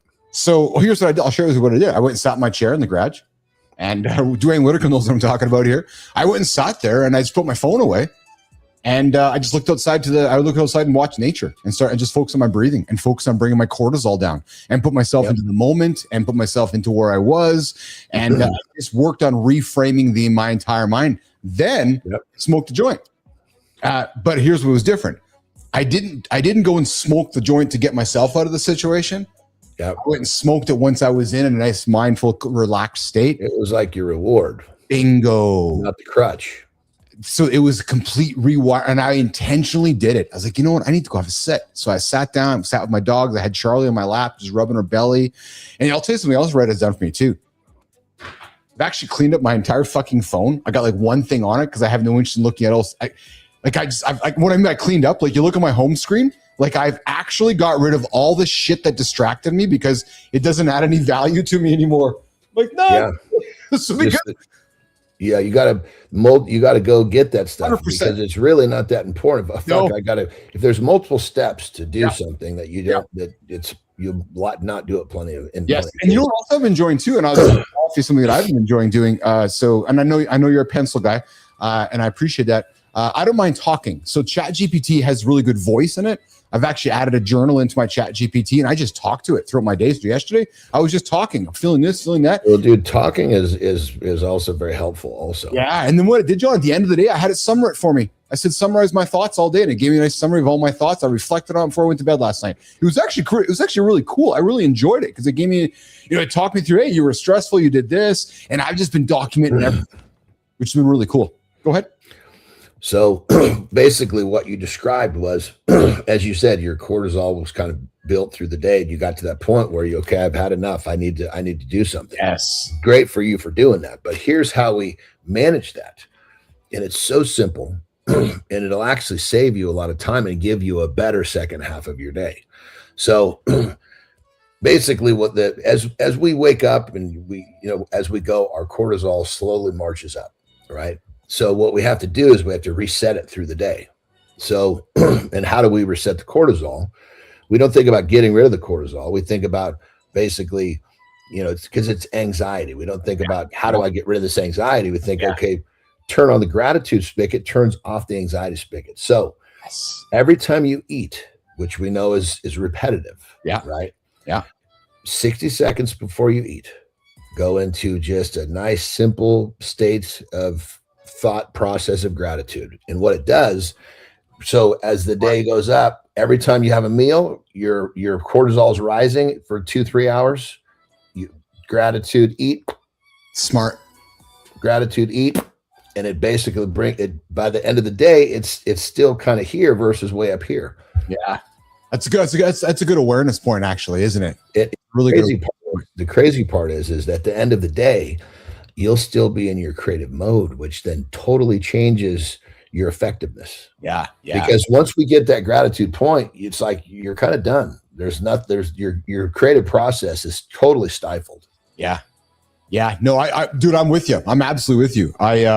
60 seconds of gratitude with every time if you eat repetitively, like we do, 60 seconds of gratitude every time will be a game fucking changer. Yeah, that's good. Good tips. Tips from Johnny. Gratitude every. Yeah, I like that a lot.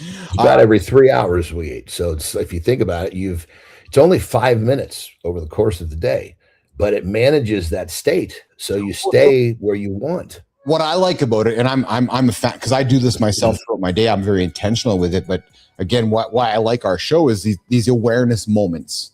So now that we've had this conversation, it's in my brain now. It'll create awareness for me, and I'll do it. And that to me is the whole value of these kind of things, right? Because if we don't talk about them, humans don't do these things because we don't talk about them, so we don't do them. That's why I like these awareness moments. So wait a minute, when you reach into the fridge today, you say to somebody, think gratitude. Oh yeah, fuck yeah. You do that 5 times, you got 5 gratitude moments. Fuck yeah. Like that habit. Yeah, and that right there is I call it to my clients, you're stacking gratitude. Yeah, but my point though is that it's like we don't teach or talk about those stupid simple. Never. And but they're so fucking effective. Change your day. I know. Yeah. I agree with you. That's why I'm grateful to have this conversation, because I'm going to do it today. I will do it. And you have a good day can turn into a good week. Yes. Good week can turn into a good month. A good month can turn into a good year. And just a couple of those good years can fucking 100% change your life. That's it. All right, Jimmy, let's do a little disclaimer for the peptide desk. We'll have some chats with Johnny around some peptides, caglinitide, Retta, and I think Alora. Johnny, you heard about Alora lately as well? There's some that other one too, actually. So, Jimmy, let's run the disclaimer. We're going to come back with John and Keith for a few minutes. Before we start, this peptide desk is educational. We discuss ideas, research, and observations, not treatment plans, prescriptions, or instructions for your body. We examine what peptides may do, what evidence exists, and where the hype outruns the facts. Curiosity is welcome. Blind imitation is not. Everything you hear at the peptide desk comes from John's personal experience, research, and observations. It reflects his decisions and results, not yours. This is not clinical advice. Before using peptides or changing medications, hormones, or treatment, speak with a qualified medical professional who knows your history.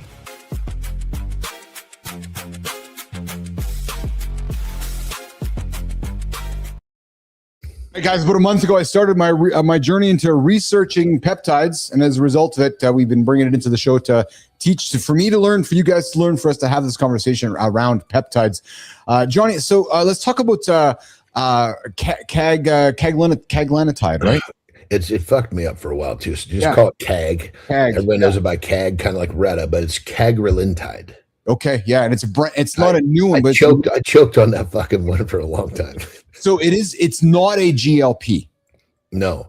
So you can use it with a GLP. It will synergize versus if you put 2 GLPs together, most people have really, really bad reactions.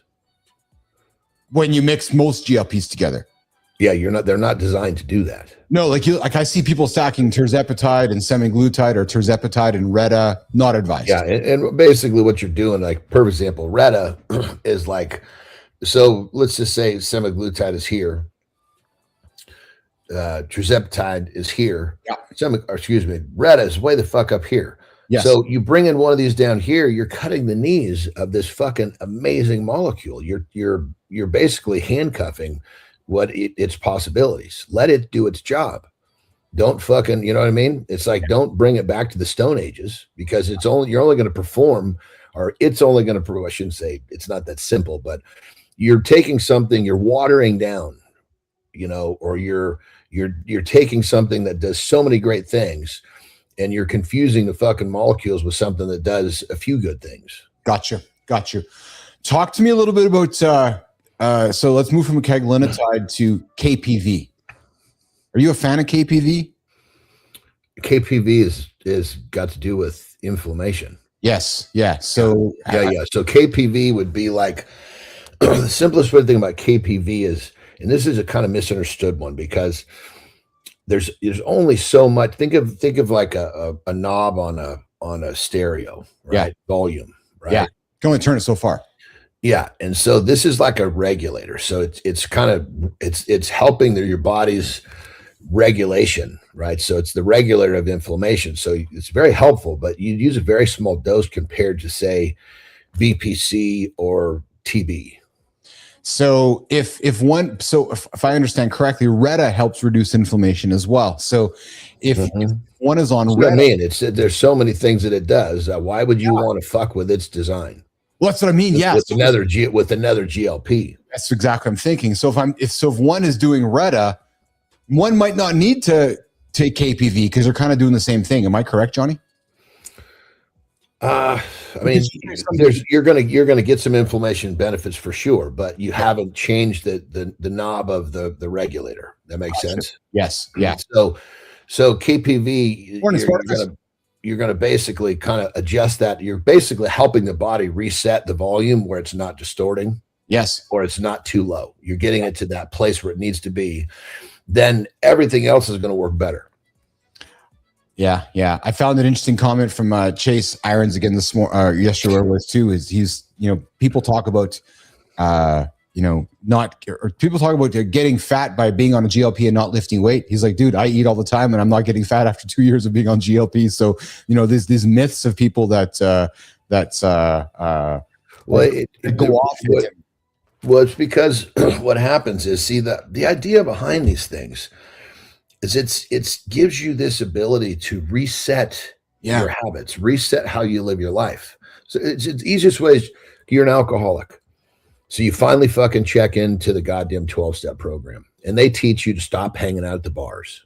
Yes. So then you get your fucking pin or whatever they call it when you finally graduate from the 12-step. Yes. Well, what's going to happen if you go back to the fucking bars? You're going to become a drunk again. So, hello.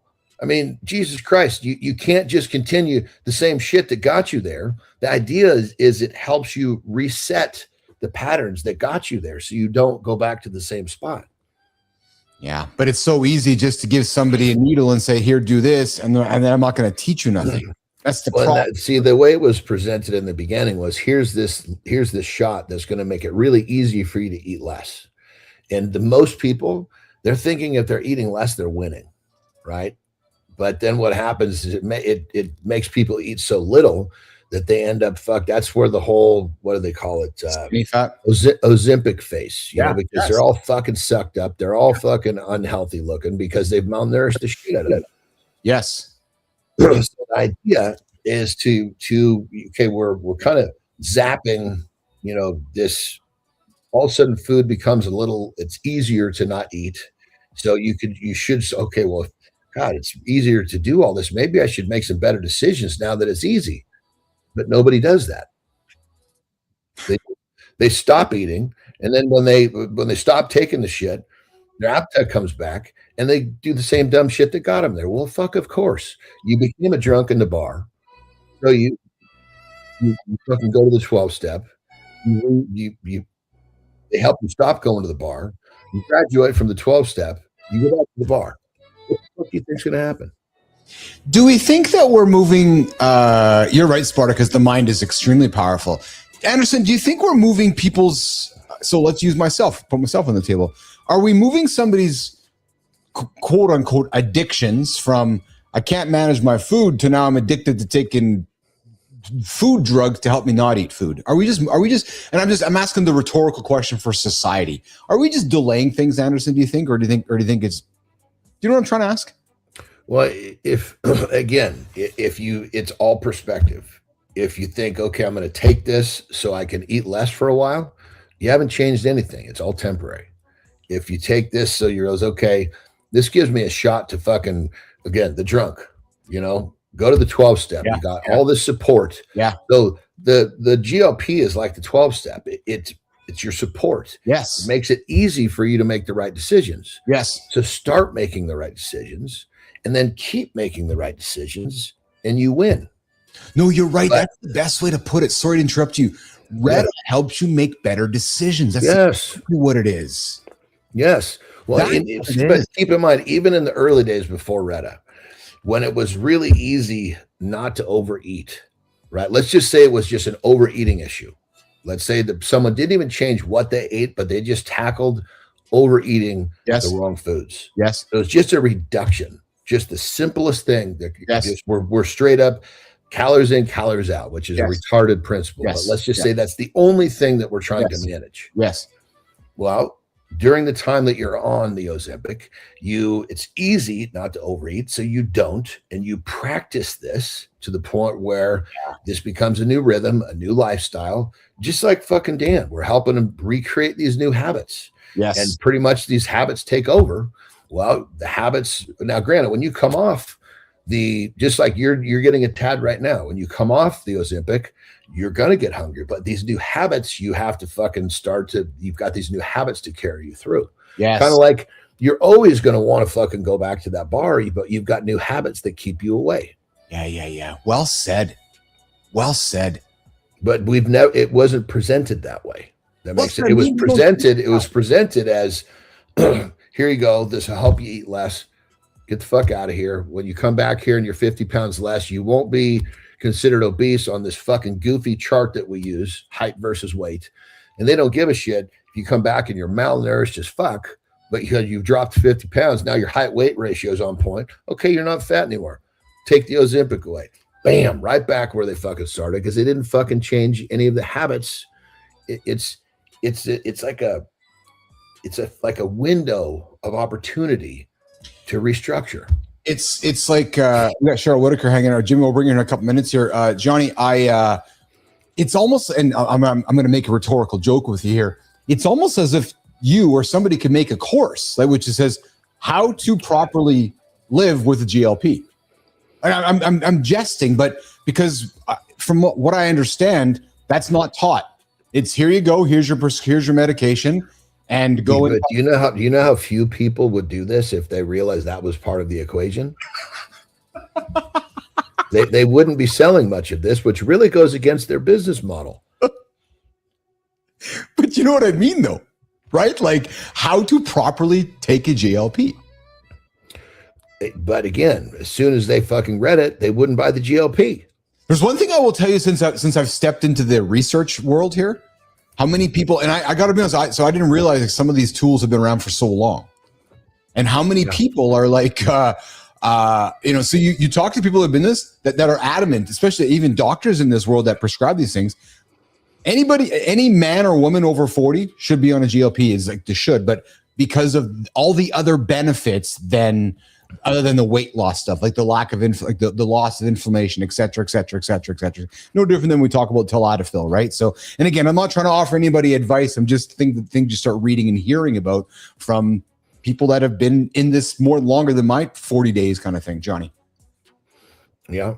I mean, another way to think about it, if you're really being shrewd with talking about using the words people don't want to hear. Yeah.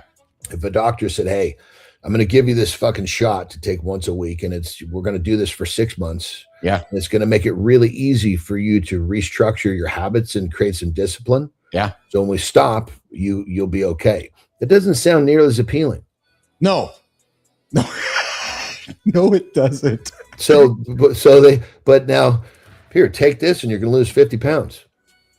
Everybody in the fucking planet's buying it. Well, it's a business, brother. Jimmy, let's bring Cheryl up with some vintage here as we hang out with Cheryl for a few minutes. What's going on, Whitaker? Oh, am I echoing? You're not. I am or not? No, you're not. How are you? Okay, thank God, because let me tell you something. Dwayne was my guest, and it was amazing conversation, but I had to keep muting myself and muting him in order for us to have the conversation because I got to figure out my tech. Something went wrong. Completely wrong after 27 episodes. Well, I can tell you don't have headphones on. Sorry? You don't have headphones on. So the problem is I never do. I never have headphones on. Not originally you didn't? Nope, never. And look, I got this fancy mic now and everything. And I'm like, okay, that was it, was my mic. Oh, yeah. I don't know. Well, somewhere the audio is yeah. So let's chat offline. Maybe I can help you out later there. So, okay, so quickly, how are you? But the good news is your guest was your husband. So you had all sorts of fucking wiggle room. Yes. And then I discovered I could probably make a lot of money selling a mute button for all the wives out there. Yes, you could. Absolutely. Hey, before we go any farther, though, I got to say, I like your blouse. Oh, thank you. Yeah, nice polka dots. I'm a polka dot kind of. That's a nice. Wow, look at that. Nicely done. Nicely done. Hey, Jimmy, throw this up. But the difference is, though, Cheryl, Keith's is a fucking bodysuit. Yes. Jimmy, let's throw this vintage up right now, pal. So I wanted to put this up here because I think this is all for Cheryl. Yeah. So Gen X defined 40. This is actually all of us right now. 45 to 60, but looks like 35 to 40 because Cheryl looks like she's 35. 100% still throw hands. 100%. Johnny cusses a lot. Great work ethic, zero tolerance for stupidity and laziness, no fear, sarcastic as fuck, and still listening to the same music. Yes, that is all of us on this show right now. Like 100%. So you're saying the whole Gen X has no fear? Well, I would say there's a good portion of us that kind of like don't have like a fear or like this like a different kind of fear, perhaps. You know what? You Yeah, I can see that. saying, That makes better sense. Yeah. A different kind of fear. Yeah. Yeah. You know how to say, and I can say this here, of course, zero fucks to give. I say it all the time. I have no fucks left, none to give. No, there's no point in it at all, actually. Yep. Yeah. There's no point at all. Hey, Jimmy, before Johnny goes.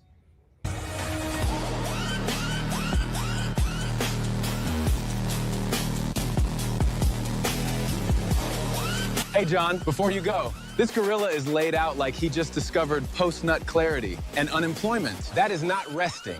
That is a full-body resignation letter written in ass cheeks and regret. Then the other gorilla walks in like, bro, this is a public lawn. Put your damn existential crisis away. He's sitting there like somebody found him on the women's bathroom floor after a very confusing bachelor party. Same energy as, officer, I wasn't trespassing. I was emotionally molting near the sinks. Hey, John, you're the behavior guy. Is this normal gorilla body language, or is this ape processing consequences?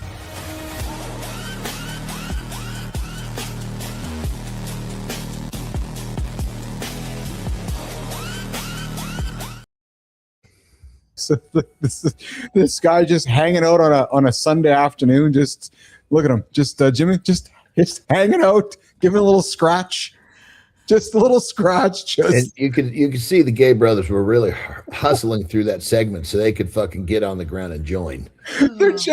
He's just laying there hanging out. And I love the freedom of just hanging out. Just doing nothing, eh? Cheryl, just hanging out.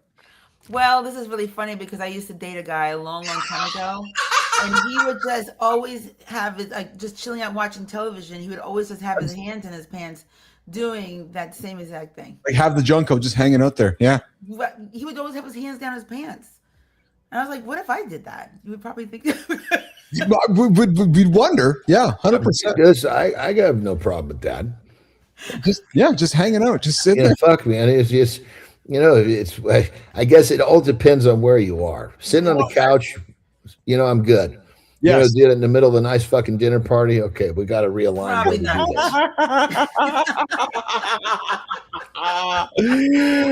Anderson, when are you heading home? We're heading home today.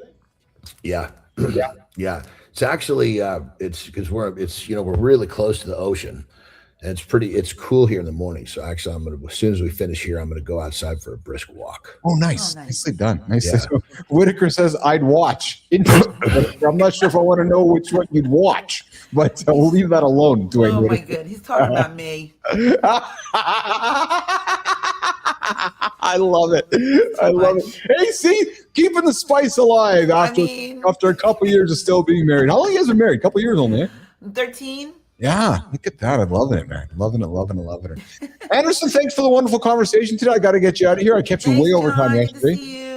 You see me pop into your, well, you didn't see me, but you heard me explain that I was there again. You didn't see my comment, but I'm going to steal you away one day. Anytime I'm stealing you. I'm stealing you from Keith. 100% you should. Yeah, so I'm serious. You take him whenever you want. I'll just, and he can drop over there and hang out with you for a little bit and come back over here. That's good. Yeah, Johnny, just go hang out with Cheryl. He just gave you up just like that, John. He just said, take him. I'm a whore. I go to the highest bidder.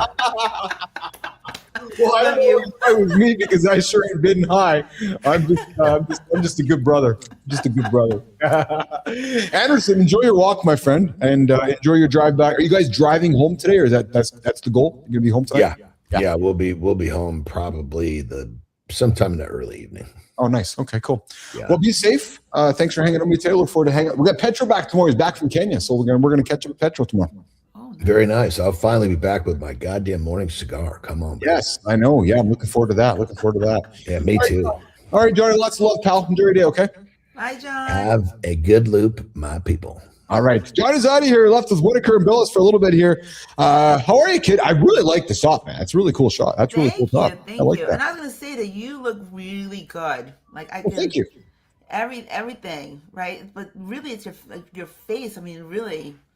Yeah, I think it's lifestyle choices, right? So I know that I've been talking a lot about my peptide journey, of course, but I'd like to think it's lifestyle choices. Like really, I'm focusing on my sleep, focusing on my food. I'm focusing on mental awareness. I didn't expect you to hurt. I was having some cortisol spikes by the end of the day yesterday. So I went to the garage and just sat on my chair and just brought myself down and just kind of breathed and managed it. Right. So, that's great. But yeah, I'm focusing on the brain, right, and just focusing on all of it. And as you know, once I get my mind focused on something, I'm fucking going. So it's time to go. Going, you and Dwayne have so much in common. We talked about this. You guys in your chair in the garage. Yes. And just sitting there and contemplating the meaning of life and just being out there in nature and just watching and thinking. You know what it is, Joe? For me, is I love. I'm loving the control over my own personal agency. Amen. Right, I guess that's easy to say, but I'm just really loving the control of it. It's I have aware over what I'm doing, and I'm seeing the results of it. Yeah, no, I'm proud of you, and it is very inspiring.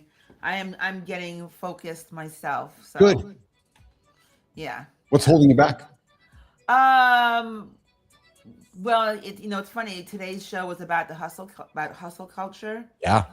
And how toxic, hustle can be. Yes. And so building my business, I've been hustling.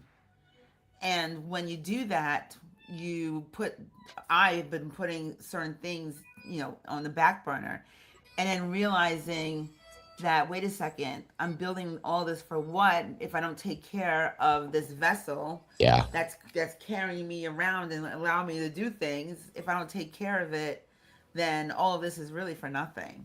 And so I'm getting my shit together. I don't like how society has taken the word hustle and made it into a bad thing. Because I love the word hustle. Because you're a founder, you're an entrepreneur, and you're not afraid to roll your sleeves up. But yet, somewhere along the way in society and social platforms have said, if you're a hustler and hustle culture and it becomes like this poo-poo bad thing. And then and to me, what it gives them the excuse actually to not go to work. It's like, okay, well, I put my work in. I guess I don't want to be that hustler, so I'm going to go and not do that. No, actually, when you're fucking building something, you're hustling. You're hustling like a motherfucker, and you're going to sacrifice that. You're going to sacrifice that, and your sleep is going to suck. Your food is going to suck. All of it's going to suck. The key is along that journey is try to find a way to sound like you're catching it, which is hold on a second here. Like I did June 15th. I was like, wait a minute. What the fuck am I doing if I'm going to do all this to die in 2 years from now or get into the system that I'm like, I don't want to be a part of? Because I have no desire, as you've gotten to know me well enough, I have no desire to be like everybody else. I was on a path to be like everyone else. All of my peers in my age group. I was like, what the fuck? That's not me. And you know me. I mean, same thing. I do not like to. I can walk into a room, and if there's another bald black woman, I'm kind of annoyed. I like to be the only one. I love you for saying that. I'm not even kidding. What the fuck? Why is there always black women here? I only want to be the black woman. Get out of here. Bald. I want to be the I want to be the bald black woman in a room. Yes. I want to be the only bald black woman. But so we were talking about, Dwayne put it in the chat there about the human behind the hustle. That's the thing. Just remembering, like the hustle drives, and there's nothing wrong with that. Toxic hustle is bad, but you got to remember the human behind the hustle. And so that's what I'm. I would invite you. Good morning, my baby. I see you out there in the comments. She was up getting after it and lifting heavy this morning. Lauren. That's that. There's nothing more attractive than seeing somebody work as hard as my wife works. I absolutely love that. So I like to call it founder mode. You're in founder mode. You're a founder. Oh yeah. And when you're the founder, there's nobody else doing it other than you. Yes, absolutely. Right? And that's where here's a question. So what? Love him or hate him. This is not about Elon. Okay. But here's the question. Why aren't more investors wanting their CEOs of their companies to be more like Elon? Think about that for a second. So what I would love my CEO to go into a company and say, we don't need these extra 10,000 jobs because they're useless, so that I can give a better return on investment to my investors. Yeah, I agree with that.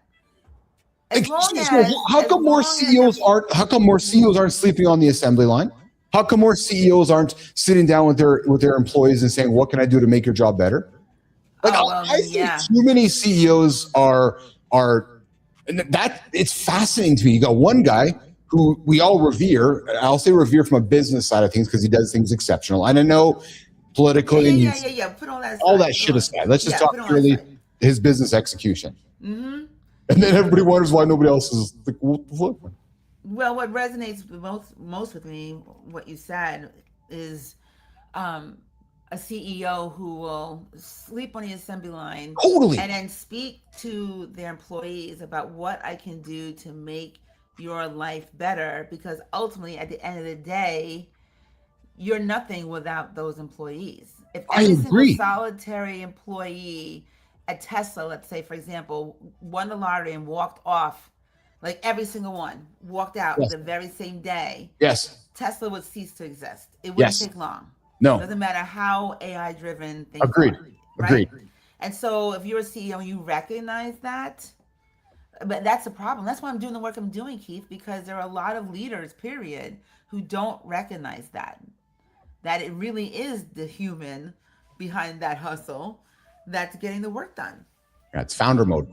And then when the founder goes into the kitchen, people get their arms. Oh, what? You're not supposed to be back here. Yeah, I am. Exactly. Yeah, I am. Yeah, I am. Yeah, I am. Yeah. You don't get so far away from the work that you don't understand it. Bingo. We talked about that, right? Bingo. Yeah. What do you got on your agenda today, kid? Oh, let's see. I have a few things that are cooking, proposals that I'm sending out. Nice. I'm heading to Miami next week for a huge conference. I was invited to as a guest by somebody attending, a company that's sponsoring. So I'm just getting my shit together, Keith. And how's your foray into the automotive industry coming along? This is an auto conference. Nice. Love it. National Association of Minority Auto Dealers. So I'm going to be going there as a guest and meeting and greeting, and it should be good. So it's of minorities. So you will not be a minority. So you'll be disappointed right away. You're like, what the fuck? I'm like everybody else. There's bound to be another bald woman or two there. So I just need to get myself, all ready for that. But the coolest thing about this, it's called NAMAD. The coolest thing about this conference and that association is that there are a lot of allies and sponsors. So the mix of folks that are there, it's a very diverse group of people who are there. And a lot of the car companies are there. Senior executives from like Lexus, Toyota, Ford, etc. are there. So it should be good. Nice. Could be another vertical there, Keith. There you go. Yeah. Listen, let's if you get some time to see if we can grab a coffee somewhere on the fly. Yeah, that'd be good. And how's your GLP journey going? Good still? Yes. But it's funny when you mentioned to John, like, I'm kind of kidding, but not, about a course that would help those who are on GLPs to kind of like deal with the heart, head, and stomach, all that together. I think it's a really great idea. It seems like it's a no-brainer to me because as now that I'm, in this world, learning about it, talking to people about it, researching it, it's fascinating to me how much is people just don't know. And I'm not trying to be any fucking expert by any stretch at all. Right. Just what I'm learning, and then I hear about things, and I'm like, well, duh, like nobody's teaching us anything. I know, but sometimes the most obvious things, people just assume someone else is doing it. Right. So I thought it was a great idea. So I would take it. I would take the course. Well, it's one of those things, though, I think that adds a lot of value to somebody when they start learning about things. Like I have a friend that's crushing her Ozempic while she's out there drinking wine, eating pizzas and fried chicken. And I'm like, well, that's really not helping. I know, because as soon as the Ozempic's gone, the behavior hasn't changed. Well, the behavior hasn't changed at all. Yeah. So, and that's the change that I want. I wanted the change to happen up here because that will take care of everything else. Yes. Yeah. So, cool. So it's going slower than I would like it to.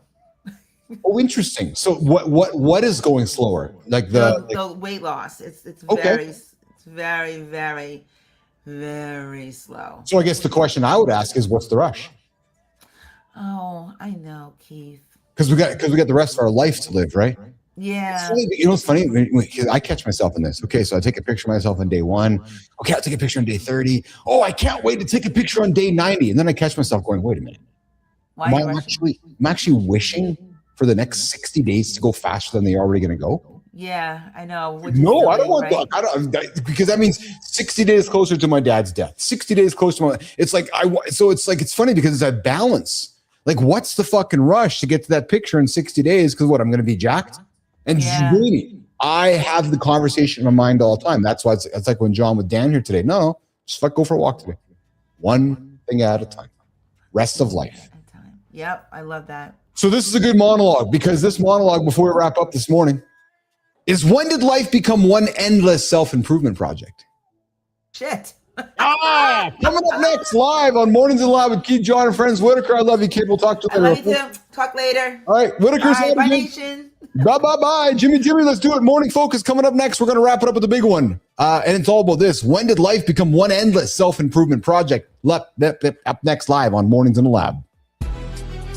We've turned self-improvement into a scoreboard we check before living. The morning starts with numbers, and somehow our own body comes second. Discipline should be an act of care. It turns dangerous when every habit becomes evidence that we're still not enough. We call it growth because that sounds responsible. But sometimes we're not growing. We're just making self-rejection look productive. The device can measure our sleep, steps, recovery, and heart rate. It still can't tell us whether we actually felt alive today. We keep moving the finish line after every win. The body improves, the business grows, and peace still gets postponed. The real cost is trust. We stop believing our own experience because a dashboard, a routine, or a target gets the final word. Maybe improvement isn't the problem. The problem is needing a future version of ourselves before we allow any respect today. Keith's about to take this deeper, because becoming better should not require abandoning the person who carried us this far.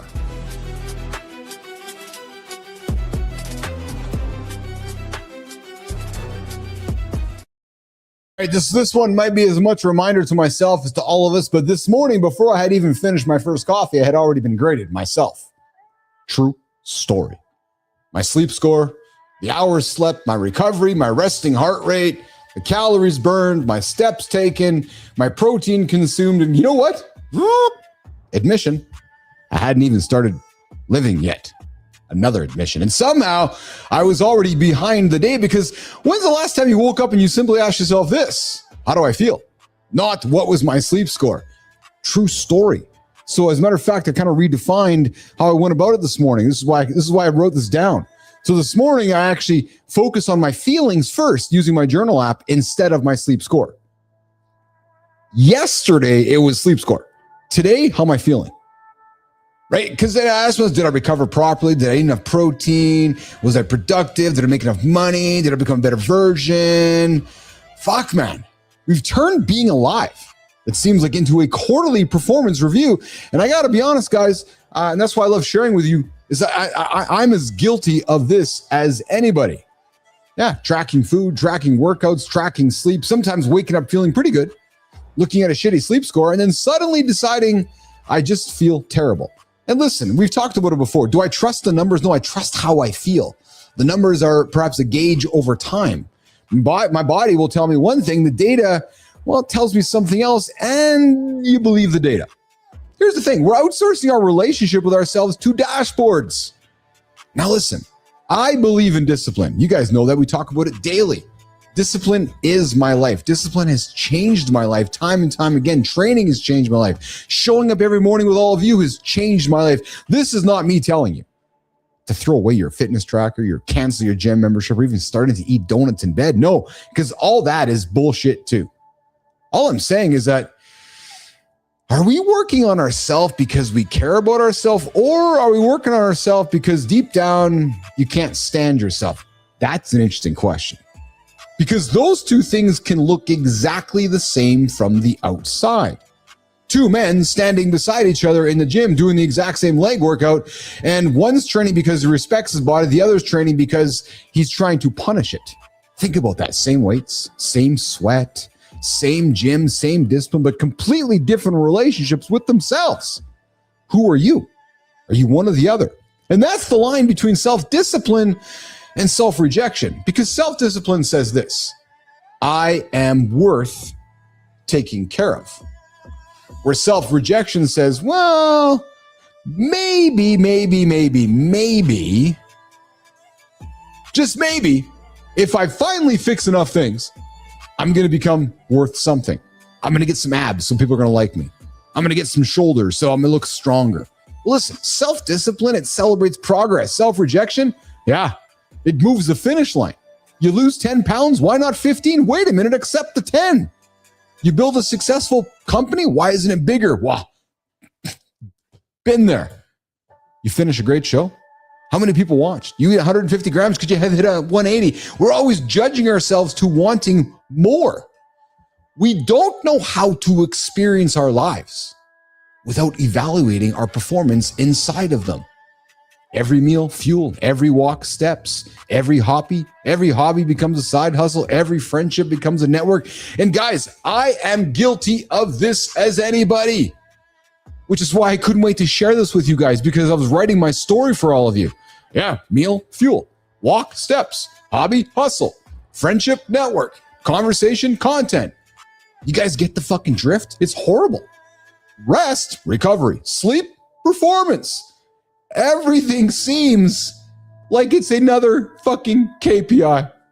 Happiness? Oh, where am I on the happiness scale? And entrepreneurs like me and like Cheryl Whitaker, and I'm thinking even like Dwayne, we are especially bad for this because we're trained to turn everything into a system. Maybe it's good, maybe it's bad, but it's reality. The business targets, the show targets, revenue targets, your scale targets. And then we bring that same mentality home, turning it onto our bodies, our marriages, our fatherhood, our entire lives. Just thinking that everything needs to be fixed. Every department, your body, the money, the marriage, the career, the mindset, the productivity. So when does the dividend get paid? When do we actually experience the life we've worked so hard to build? It's funny because Dwayne put it into the comments. Maybe along the way, we're missing all of the now moments if we're trying to build a life that might actually never be because you're too busy trying to build it instead of busy being inside of it. Guys, self-improvement can become a socially acceptable form of self-rejection. It looks healthy. It sounds responsible. People applaud it. But maybe, just maybe, underneath all of that discipline can be one quiet belief. I'm still not good enough. And if that's you, if that's the engine driving you, there's not going to be ever results that are going to satisfy you. There's an entire economy built around convincing you, my friend, you, that the current version of you is unacceptable. Your body's wrong, your routine is wrong, your mindset's wrong, your productivity is wrong. But don't worry, somebody's got the course, the supplement, the app, the peptide, or even the answer. Because the self-improvement industry, this show, ironically enough, wants you, needs you to improve. But it can never afford to let you feel complete because the moment you believe you might already be enough is the moment that it becomes harder to sell to. So, you ask yourself, am I prosecuting myself with all these decisions? You can watch your counts every step of the walk, but it cannot tell you whether you notice the person walking beside you. Ask yourself, are you a present partner? Are you a loyal friend? Or whether you made another human being feel seen today?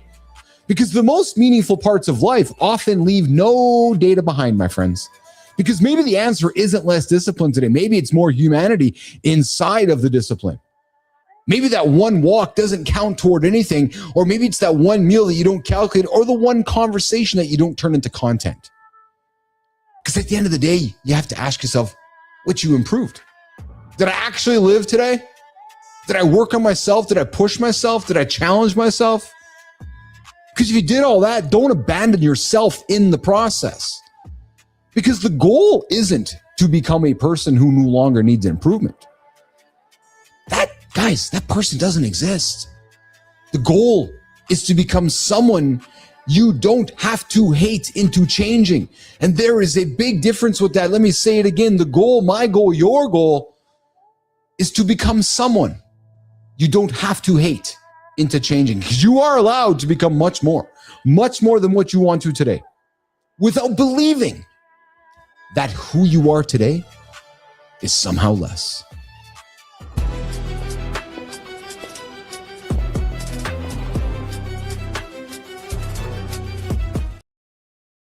All right, wrap it up, guys. Thank you, Dwayner. Yeah. it's a monologue that affects all of us, I think, right? Because we're all listen, you know, if we're a member of this community, we're a member of our show, we're all trying to do things better. I know you all are. Lauren is, Dwayne is, Petro is. We're all trying really hard. And then today, and Spartacus, Daniel Hall, Charlie's out there. I know he is. Holroyd's out there. Kiesel's out there. Sullivan's out there. I know Rico's out there. We're all trying, right? And that's the whole point of this time. But guys, as we're trying, let's not lose ourselves with into somebody that we don't want to hate into changing, right? So listen, I hope you guys enjoyed the show here today. It was light. It was fun. It was just a nice, fun, simple conversation on a Thursday before we head into a Friday of another weekend of The Loop. Tomorrow, Petro's back with Keith and John live on the big show we call Mornings and Alive with Keith, John, and Friends. Roofy opens it up at 7:30 on Kindness Rising. So, guys, we'll see you live in 24 hours, 22 to be exact. On behalf of Archie, Jimmy, Neiman, the entire crew, lots of love from me to you. Guys, go eat your food, get your steps in, get some rest. And we'll see you guys in less than 24 hours. Have a good one, nation.